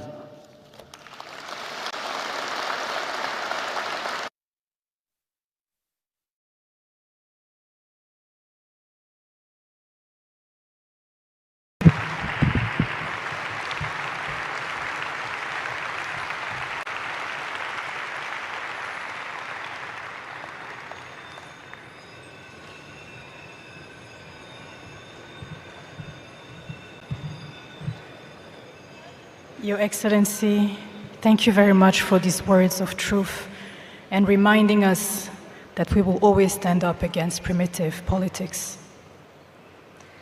Now, distinguished guests, as we are coming to the end of this ceremony, we are going to hear the last musical interlude, which will be performed by Ruti Joel, Mani Martin, Bukuru Christian, Aline Sano, Nel Ngabo, and Kenny Mirasano, to reinterpret a song by the late Cyprien Rugamba, who was killed during the genocide. The song is called Murumve Twana Twanjye.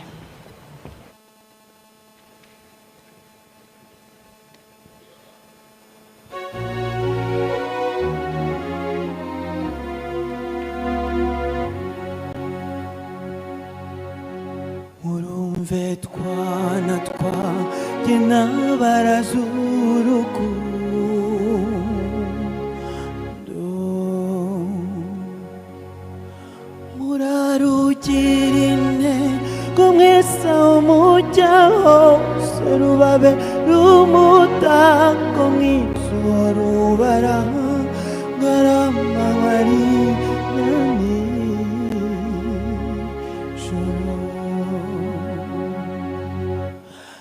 Ntihagire ikibaka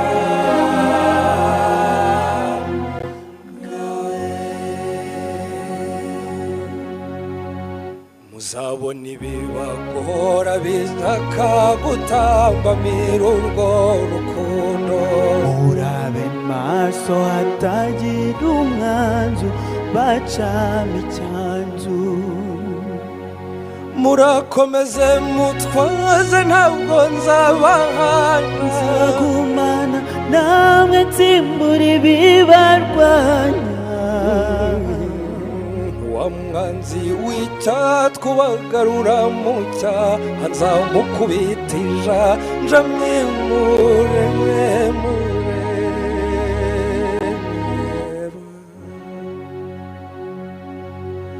muhumure naratsinze nemekuru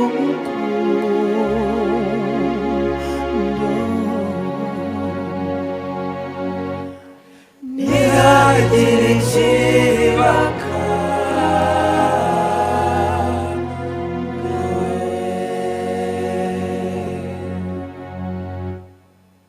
murizihirane cyane mumenye kunda umwanya wanjye, ntibaguhinda kandi umusanga ntukabikangwe, ure nawe urumurwa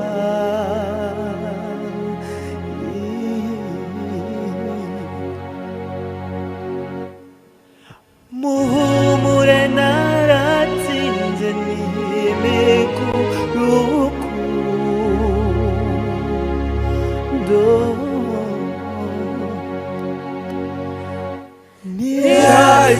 kibaka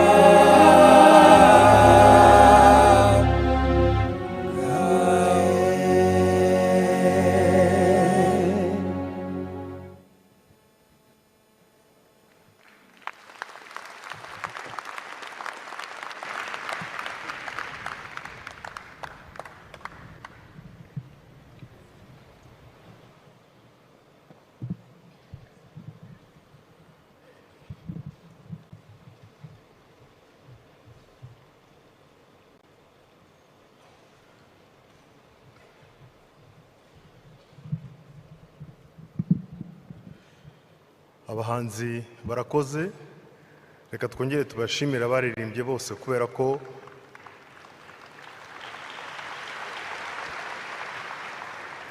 batugaragarije uko byagenda kose ubuzima burakomeza, generasiyo ziha izindi, kuko bagiye basubiramo indirimbo zaririmbwe n'abahanzi bababanjirize.